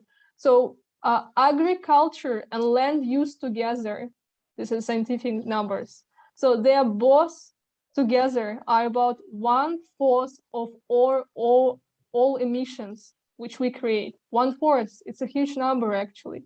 So just for me, it's so relevant and important to look holistically on what we are doing and how we approach our nature, our mother nature, if we are coming back to the point of our attitude towards the nature as a person.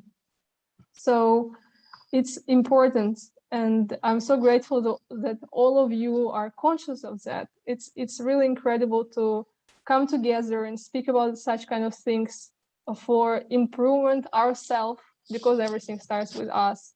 So, and thinking about others, about our planets, it's important. It's possible to change something only if congregations are there of like-minded peoples who want to do better for humanity, for the planet, for others. So that's important. And if we're coming again back to this point which I started with about attitude as mother towards the nature, so we also have the question, so okay, if we're speaking about mother, why don't we speak about father, which is also important?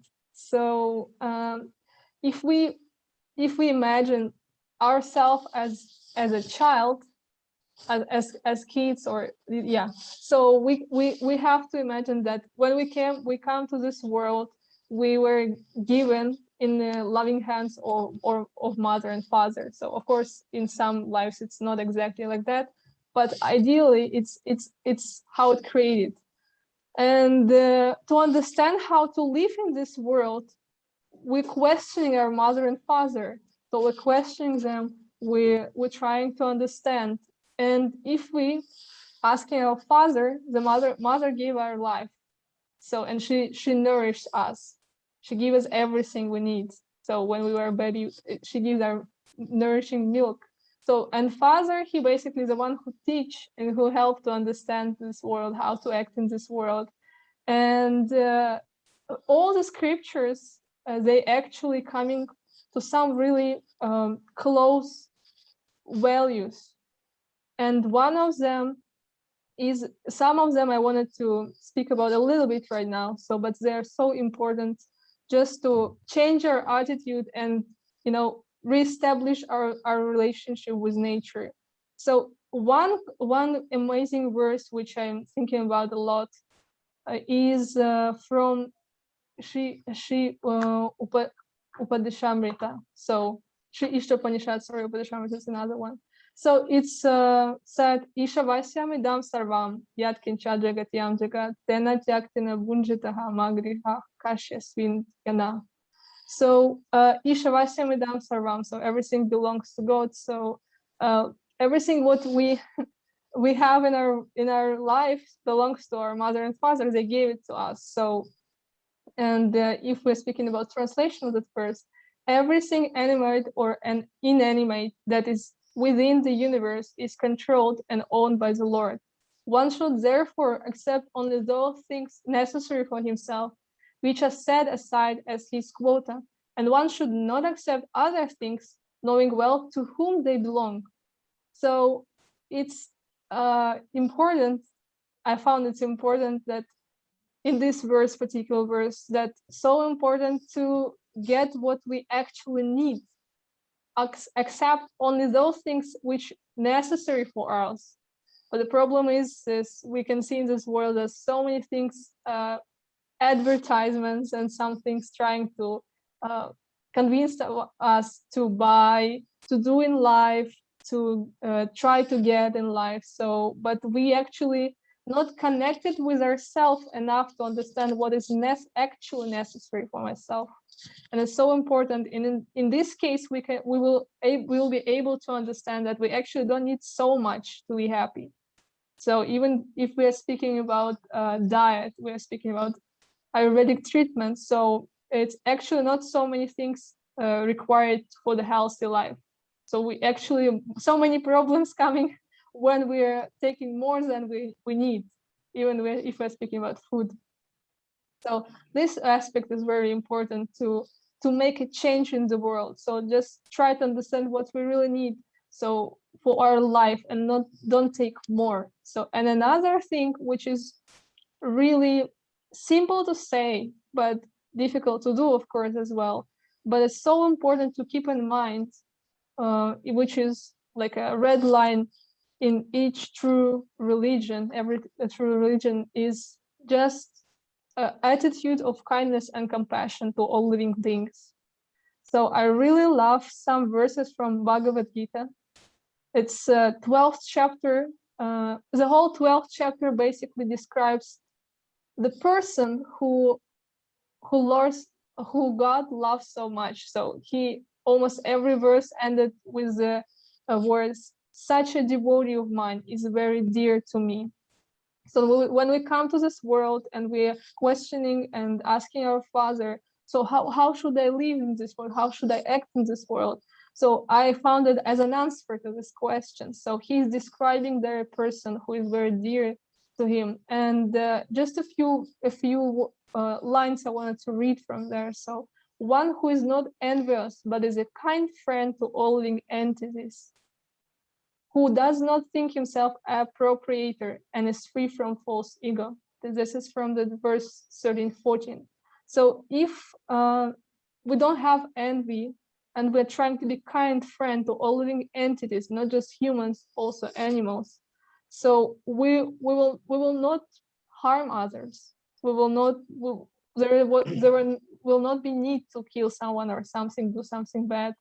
So that will help a lot. Just a simple thing. So, and another thing, don't think himself appropriate yourself means appropriator. So that's also will create opportunity, like for others to get their quota. When you take only yours, it's enough to live. And another line is, so he by whom no one is put into difficulty and who is not disturbed by anyone. So that's also important to keep in mind. So I don't want to be someone who put others into difficulty. That will really help. So just, like sometimes we speak about big things and we can say, how can I help this? It's such a big thing. How can I help this climate change? How can I help this slaughtering? How can I help so many other things? But actually all of us can help. Just start with this fundamental, as I was really inspired by the speech of Marco Ferrini professor, that he said that affection and love is the most important principle which can change everything. So love to God, love to others. So that's actually can change a lot. So thank you so much for the opportunity to be with you and say a few words. Thank you so much. Thank you. Arnav Jasteva, thanks a lot for your presentation. Really, we are extremely happy for your presentation. Then we have with us Professor Vaidya Sangamitra Das. Professor Sangamitra Das. She's the professor from GS Ayurveda Medical College, Pilkua, UP, Uttar Pradesh, India. She is BMS from Barampur and MD from Ujjaini. He's having more than 15 years of teaching experience. Definitely will be benefited out of your presentation. So I invite and request Professor Sangamitra Das. Professor Sangamitra Das, please. Jai Jagannath. Thank you, Chair. Greetings to all. At the outset, I would like to share my gratitude to the esteemed Chair, esteemed organizers to provide me the opportunity to speak about the topic conceptualizing Upavas the Ayurvedic way. Just a minute, I am sharing my slide.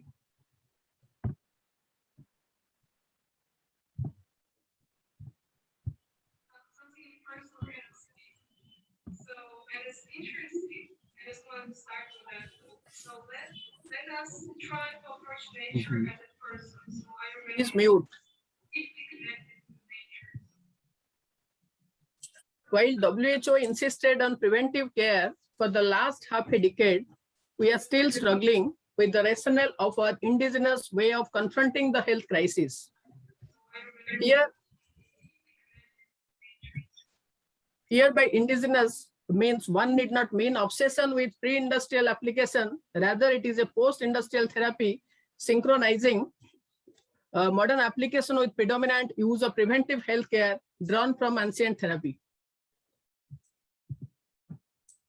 The idea of traditional versus modern medicine is misplaced because of a fallacious distinction line drawn between tradition and modernity. Indeed, the Renaissance modern thinking process is a resurrection of ancient critical tradition. Vedantic enlightenment is a case in point reflecting on material reality and consciousness.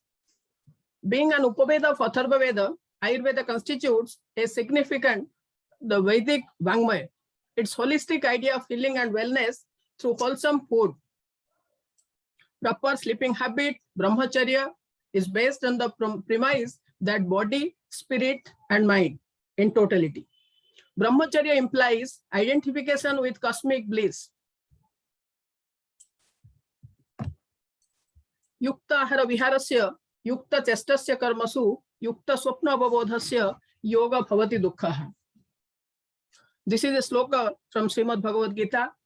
Regulated eating and life activities, effort in our work, sleep and wakefulness leads to destruction of the sorrows.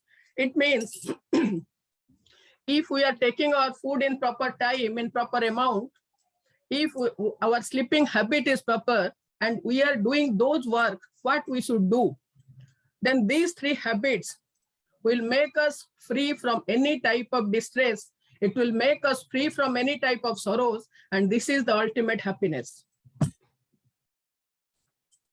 Ayurvedic dietary guidelines. Food is essential for physical and psychological well-being. Ayurvedic nourishment considers what we eat, where we eat, how we eat, and the most importantly, when we eat. These make all the differences in our health. Ayurvedic dietary guidelines are person specific. It means person to person it may vary, like as per the age, as per the boy, our dietary guideline will be different. As per the Prakriti, it will be different. As all of you know that Ayurveda describes about the Prakriti, like we can say it as constitution of body, Vata Prakriti, Pitta Prakriti, Kapha Prakriti, and Sama Prakriti. And as per the Kala, means as per the season, dietary guideline will be different. And as per the Satmya, means what is suitable for you, that is Satmya for you. So as per the Satmya, Ayurvedic dietary guideline will be different. Next comes principles of Ayurvedic dietics. Acharya Charak says, Traya Upastambha. What is Traya Upastambha? Traya Upastambha is Ahara, Nidra, and Brahmacharya. If we are taking our diet in proper manner, in proper amount, in proper time, and our sleeping habit is ideal, then we can give proper justice to our profession, we can give proper justice to our work, our family, our society, and our nation. And that is called Brahmacharya. Brahmacharati iti Brahmacharya, and that is ultimate happiness, that we are enjoying that what we are doing. Ayurveda says, Anna Vrittikaranam Sreshtham. Everybody of us is doing some work to earn money. That is our profession, that is our vritti.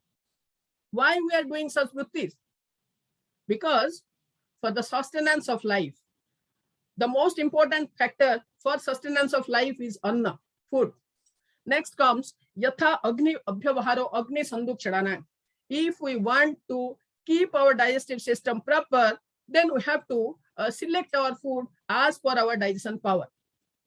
Kala Bhojana Arogya Karanam.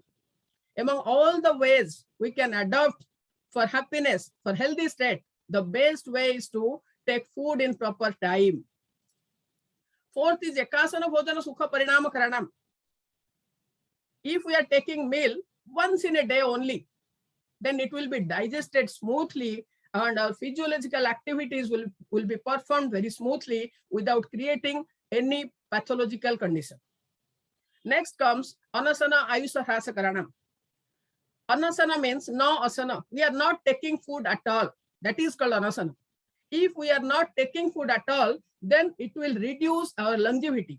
That is not good for our health. Next comes Pramitasana Karsanyanam. What is Pramitasana? Pramitasana means we are taking food in reduced quantity. we are not providing proper nourishment to our body cells, our tissues, for our physiological activities, then what will happen? Karsana karma will be done, and in Ayurveda that is called as Dhatu Kshaya, will be diseased later on. Ajinadhyasana grahani dusananam. If we are taking food before digestion of our previous meal, this is called as ajinadhyasana. It will definitely damage our grahani, that is the prime site of our digestive system. Visamasana agni vaisamya karanam. Our diet pattern is irregular. Our time of food is uncertain. Our quality of food is uncertain. Our amount of food is uncertain. Then it will definitely damage our digestive system. We will be suffering from many diseases. Next comes concept of upavasa. What is upavasa? Here we will discuss 4 words which are very similar to each other, but their application are different. First word is langhana. What is langhana? Any type of food or any type of activity which will develop lightness in our body. How it will develop lightness? By pacifying the dosas, by pacifying the toxins, and by elevating, by empowering our digestion system. That is called langhana. In Ayurveda, there are 10 types of langhana, such as Chatusprakara Samsuddhi, Pipasa Maruta Atapu, Pachanani Upavasascha, Vyayamasya Langhanam. The second word upavasa comes in these 10 types of langhanas. So upavasa is a type of langhana. So how we should do this upavas? We should do upavas by taking light food, which will develop lightness in our body. It will improve sattva guna in our body, and sattva guna which will induce us to be more inclined towards the spiritualism. Ultimately, it will develop positivity in our body, in our mind. So we will be involved. We will involve our body, mind, and spirit in good deeds, in good work. Next comes Kshuddha and Anasana. Kshuddha is a spontaneous urge. It means we are hungry. This is the time for taking food. We should not suppress that urge. It will create diseases. And if we are not taking food at all for a long time, that will be called as Anasana. No asana is Anasana. We are not taking food at all for a long time. That is called Anasana, which is going to reduce our longevity. So this is not at all good for our health. What we should do? We should do intermittent upavas. That is a part of langhana. That is a type of treatment, and that will help us in keeping good health.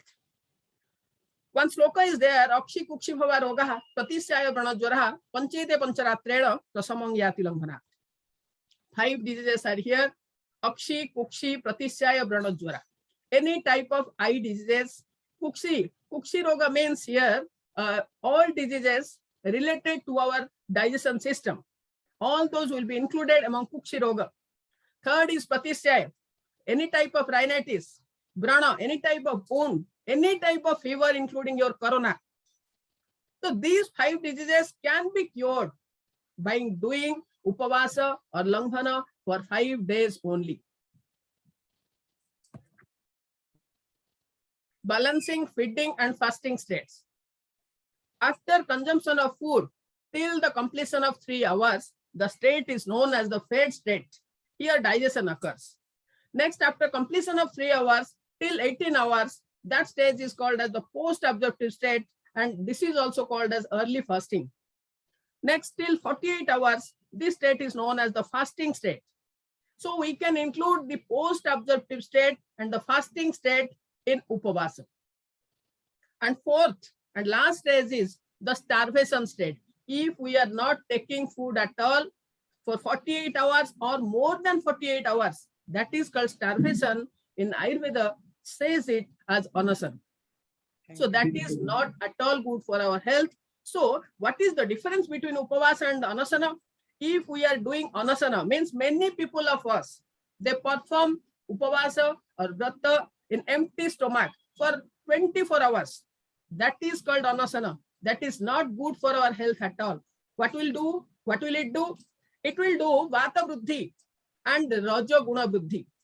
So that Raja Guna and Vata Vruddhi, Vata Dosa, both of them will create negativity in our mind. So we will be involving in misconception, we'll be involving ourselves in misjudgment, in misdeed, in negative thinking.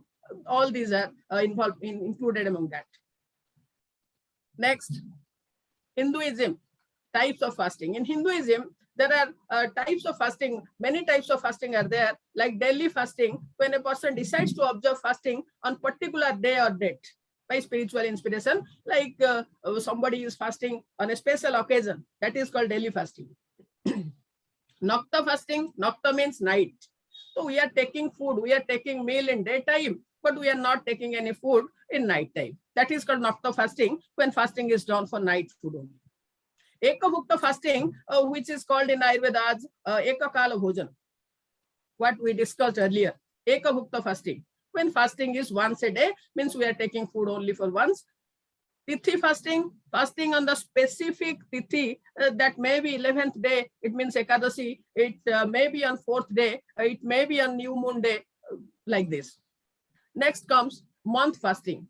Fasting done in specified months of Hindu calendar like Magha and Kartik.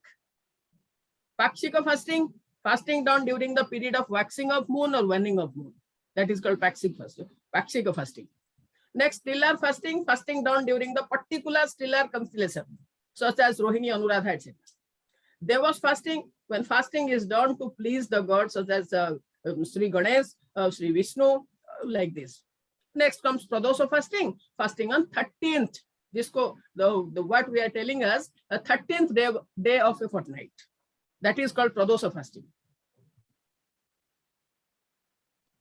In the year 2016, Dr. Yoshinari Osumi was awarded Nobel Prize for autophagy. It is a crucial process during starvation. Cells break down proteins and non-essential components and reuse them for energy. Cells also use autophagy to destroy invading viruses and bacteria, sending them off for recycling. This is called autophagy. Thank you. 10 benefits of intermittent fasting: protects against neurodegenerative diseases, insulin levels drop and human growth hormone increases, reduces insulin resistance and lower blood sugar level, reduces the risk of heart diseases, reduces blood pressure and cholesterol levels. Lastly, I want to discuss something about this. We discussed here 3 things. We are doing overeating. Suppose we are fasting and we are thinking that I am taking meal once in a day, so I should take some rich food, I should take some oily food, fried food, we should take some sweet dishes. Usually people are doing during fasting. But this is called Atimatrasana, and that is also harmful for our health. Indigestion will occur, and then Tamoguna will be developed, and Tamoguna again will develop a negativity in our body and mind. If we are not taking it at all, that is also harmful for our health. So what we should do? We should do intermittent fasting at least once in a fortnight, once in a week. We should do fasting, and that fasting should be like by taking light food, so that we will be healthy, our mind will be healthy, our body will be healthy, and we will contribute in a proper way to our society. That's all. Thank you very much. Thank you. Thank you, madam. Thank you, sir. Thanks for your nice presentation through PowerPoint. We are extremely happy. Of course, we could not able to give you sufficient time for better elaboration before the participants. However, the presentation, no doubt, is a good one. So thank you once again, Professor Das. Please got the PPT. Okay, thank you, madam. Then we have with us the last speaker. She is Vahanenko Maria. She is from Ukraine.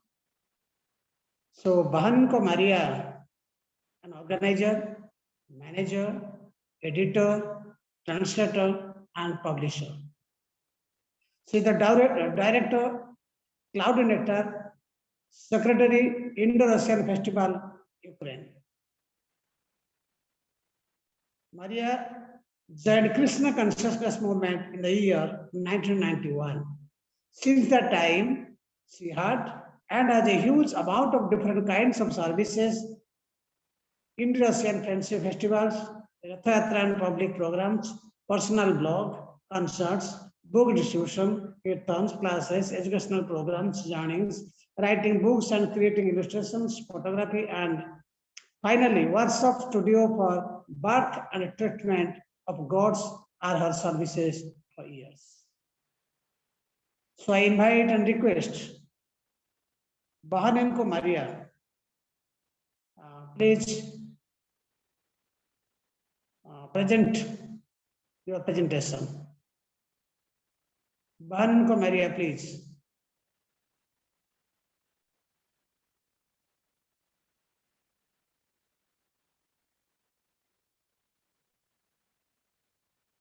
Bahanenko Maria.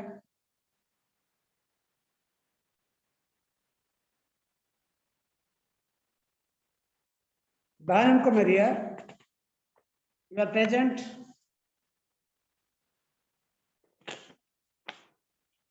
Bahanenko Maria.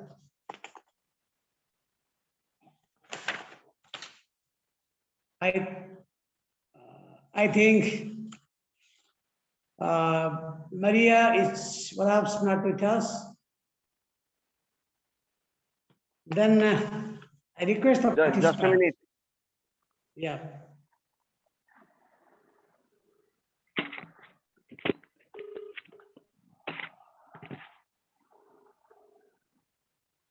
Bahanenko Maria.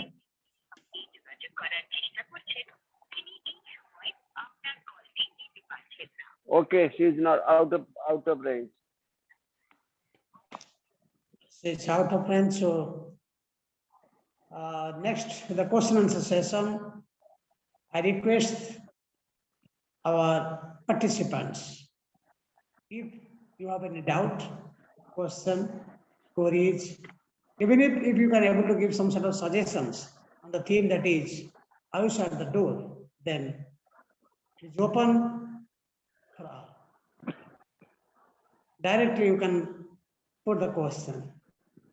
You can ask the questions to the speakers.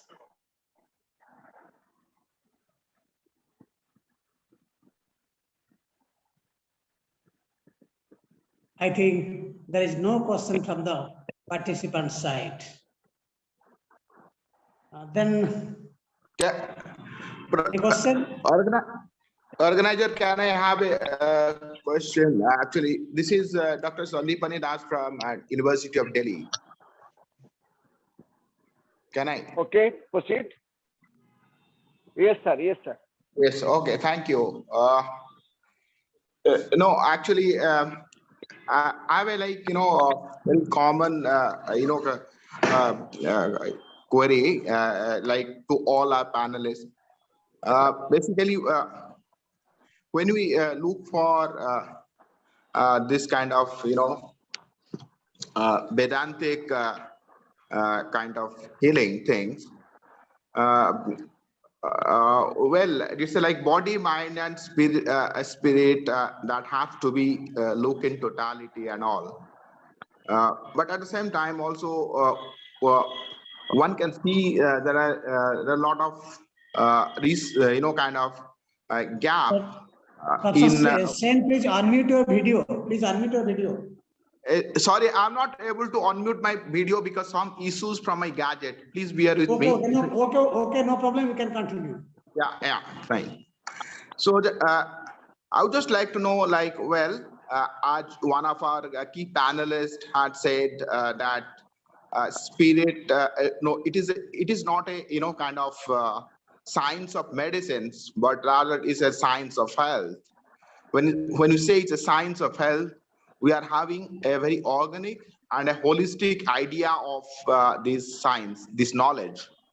But the fact of the matter is, this knowledge of body, mind, and spirit, there are some time gap. For instance, by the time when Charakas, Sushrutas, and subsequent, Vedantic philosophers, they philosophized and they made kind of manan nididhyasans on body, mind, and spirit. The spirit part is advanced, or it is like on track.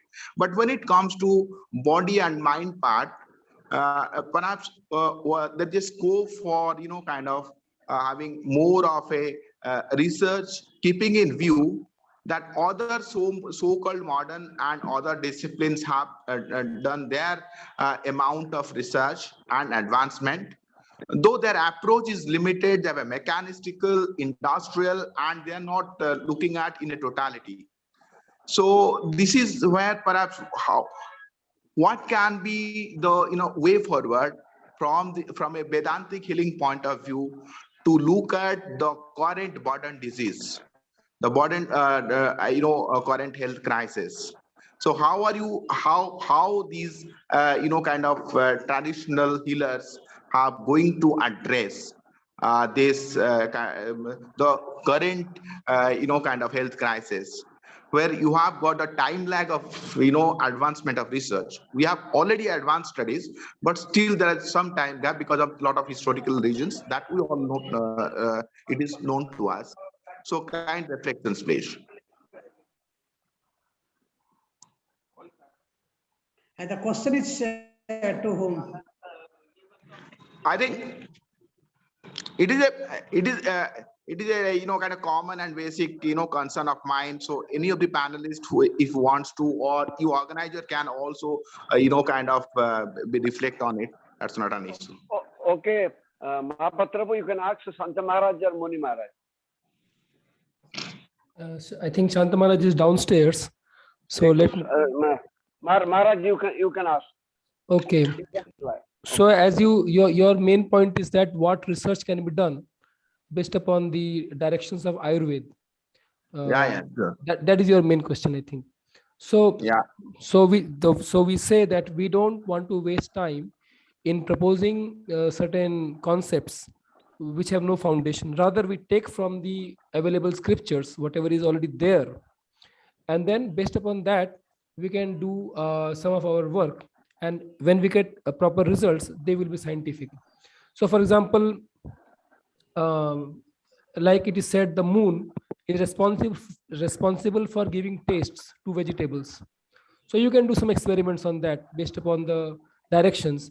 And when you get some good results, you can tabulate that. Similarly, for the medicine systems, like for the modern day crisis, like major problems are heart attacks, diabetes, then now this immunity problems that coming from corona and other things. So our Ayurvedic systems have a lot of knowledge, based directions for this. So many herbs are there, so many not just like, for example, nowadays these herbs are sold as powders in packets, but actually the selling them as powders may not be the best form of applying Ayurveda.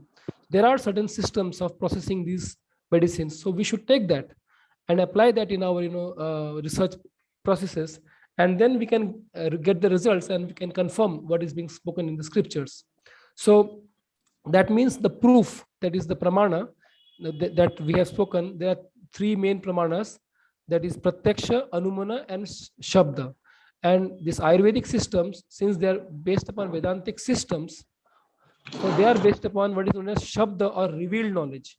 But modern science is based upon what is known as anuman and also pratyaksha. When they make some experiments, they get some results. But then the underlying concept, from where are you getting those concepts? So that must be revealed from the higher platform, and your scientific expertise or your like anumana and all that experimentations can be applied on those foundations. Then that will be much easier for you to get good results. But if you want to find some unreasonable hypothesis, like if you want to say that you will form chemicals from or you will form life from chemicals, or you can make a dead person alive, that will not work. But you have to take some realistic research goals and apply your principles on that. Then that will be better. Thank you, Swamiji, so convincing. Thank you.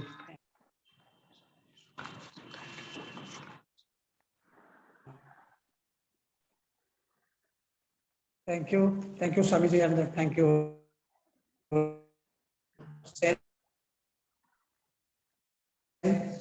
I think there is no question. I request and invite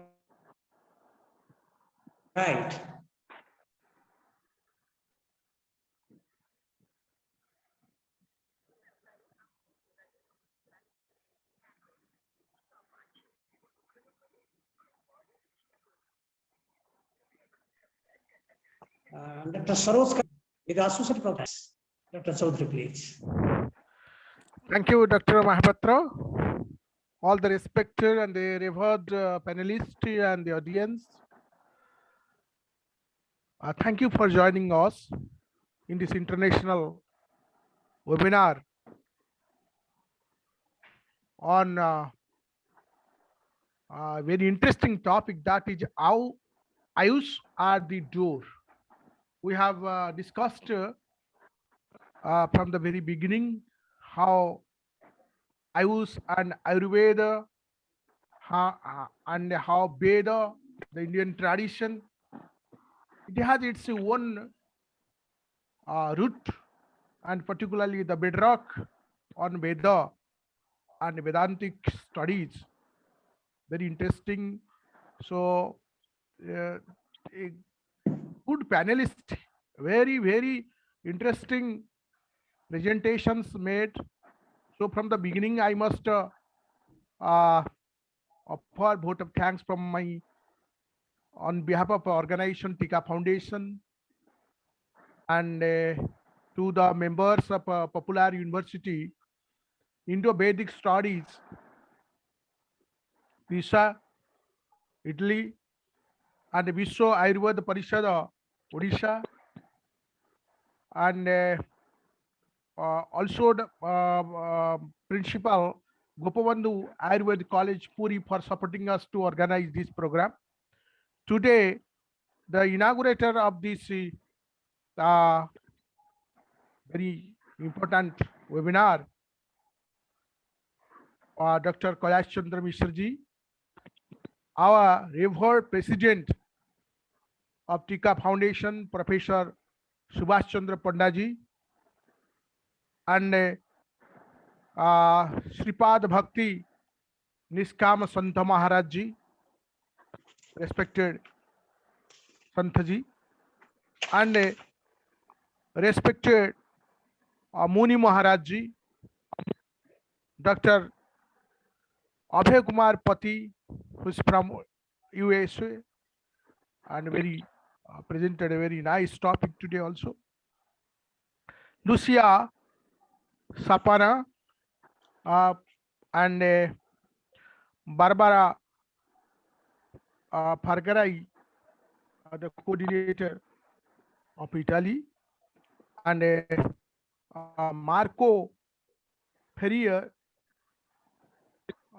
Anna Justiva from Russia, and Professor Sangamitra Das. Very interesting topic is presented, very interesting one, and we have learned many things, and particularly Professor Devaprasad Mishra, who is our international coordinator, and actually he is the key person to organize this webinar. On behalf of Tika Foundation, I offer my best gratitude to Professor Mishra, Professor Sudarshan Behera, Principal Gopabandhu Ayurveda College, Dr. Prasanna Kumar Mahapatra, who is the Secretary Tika Foundation and today's program anchor,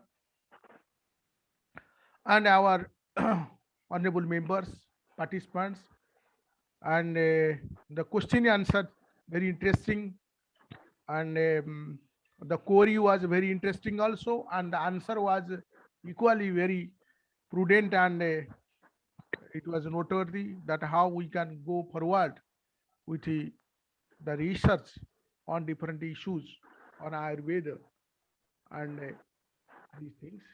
Today's webinar is very the purpose of webinar is to create an awareness. So there are very eminent doctors and educationists are with us, and our participants are mostly the common students, those who use this knowledge as the awareness.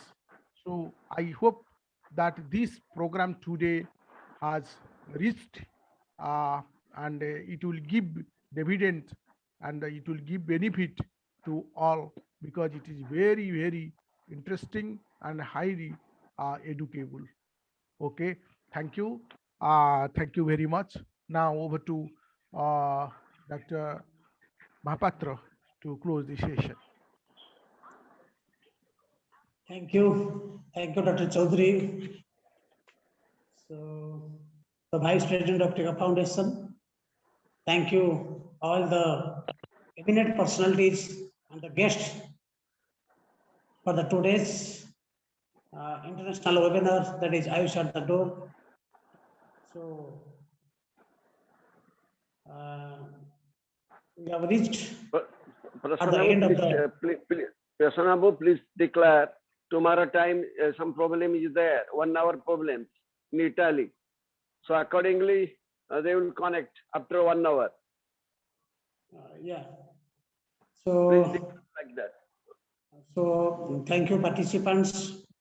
It's reflected in your brochure that tomorrow will start at 5:30 p.m. instead of 4:30 p.m. because some sort of time problem is there in between Italy and India. Tomorrow, most of the speakers are from Italy. So I request all the participants, please join at 5:30 p.m. So we have come to the end of this webinar. Now the webinar is over. Thank you. Thank you. We can quit the platform. Thank you. Namaskar. Namaskar.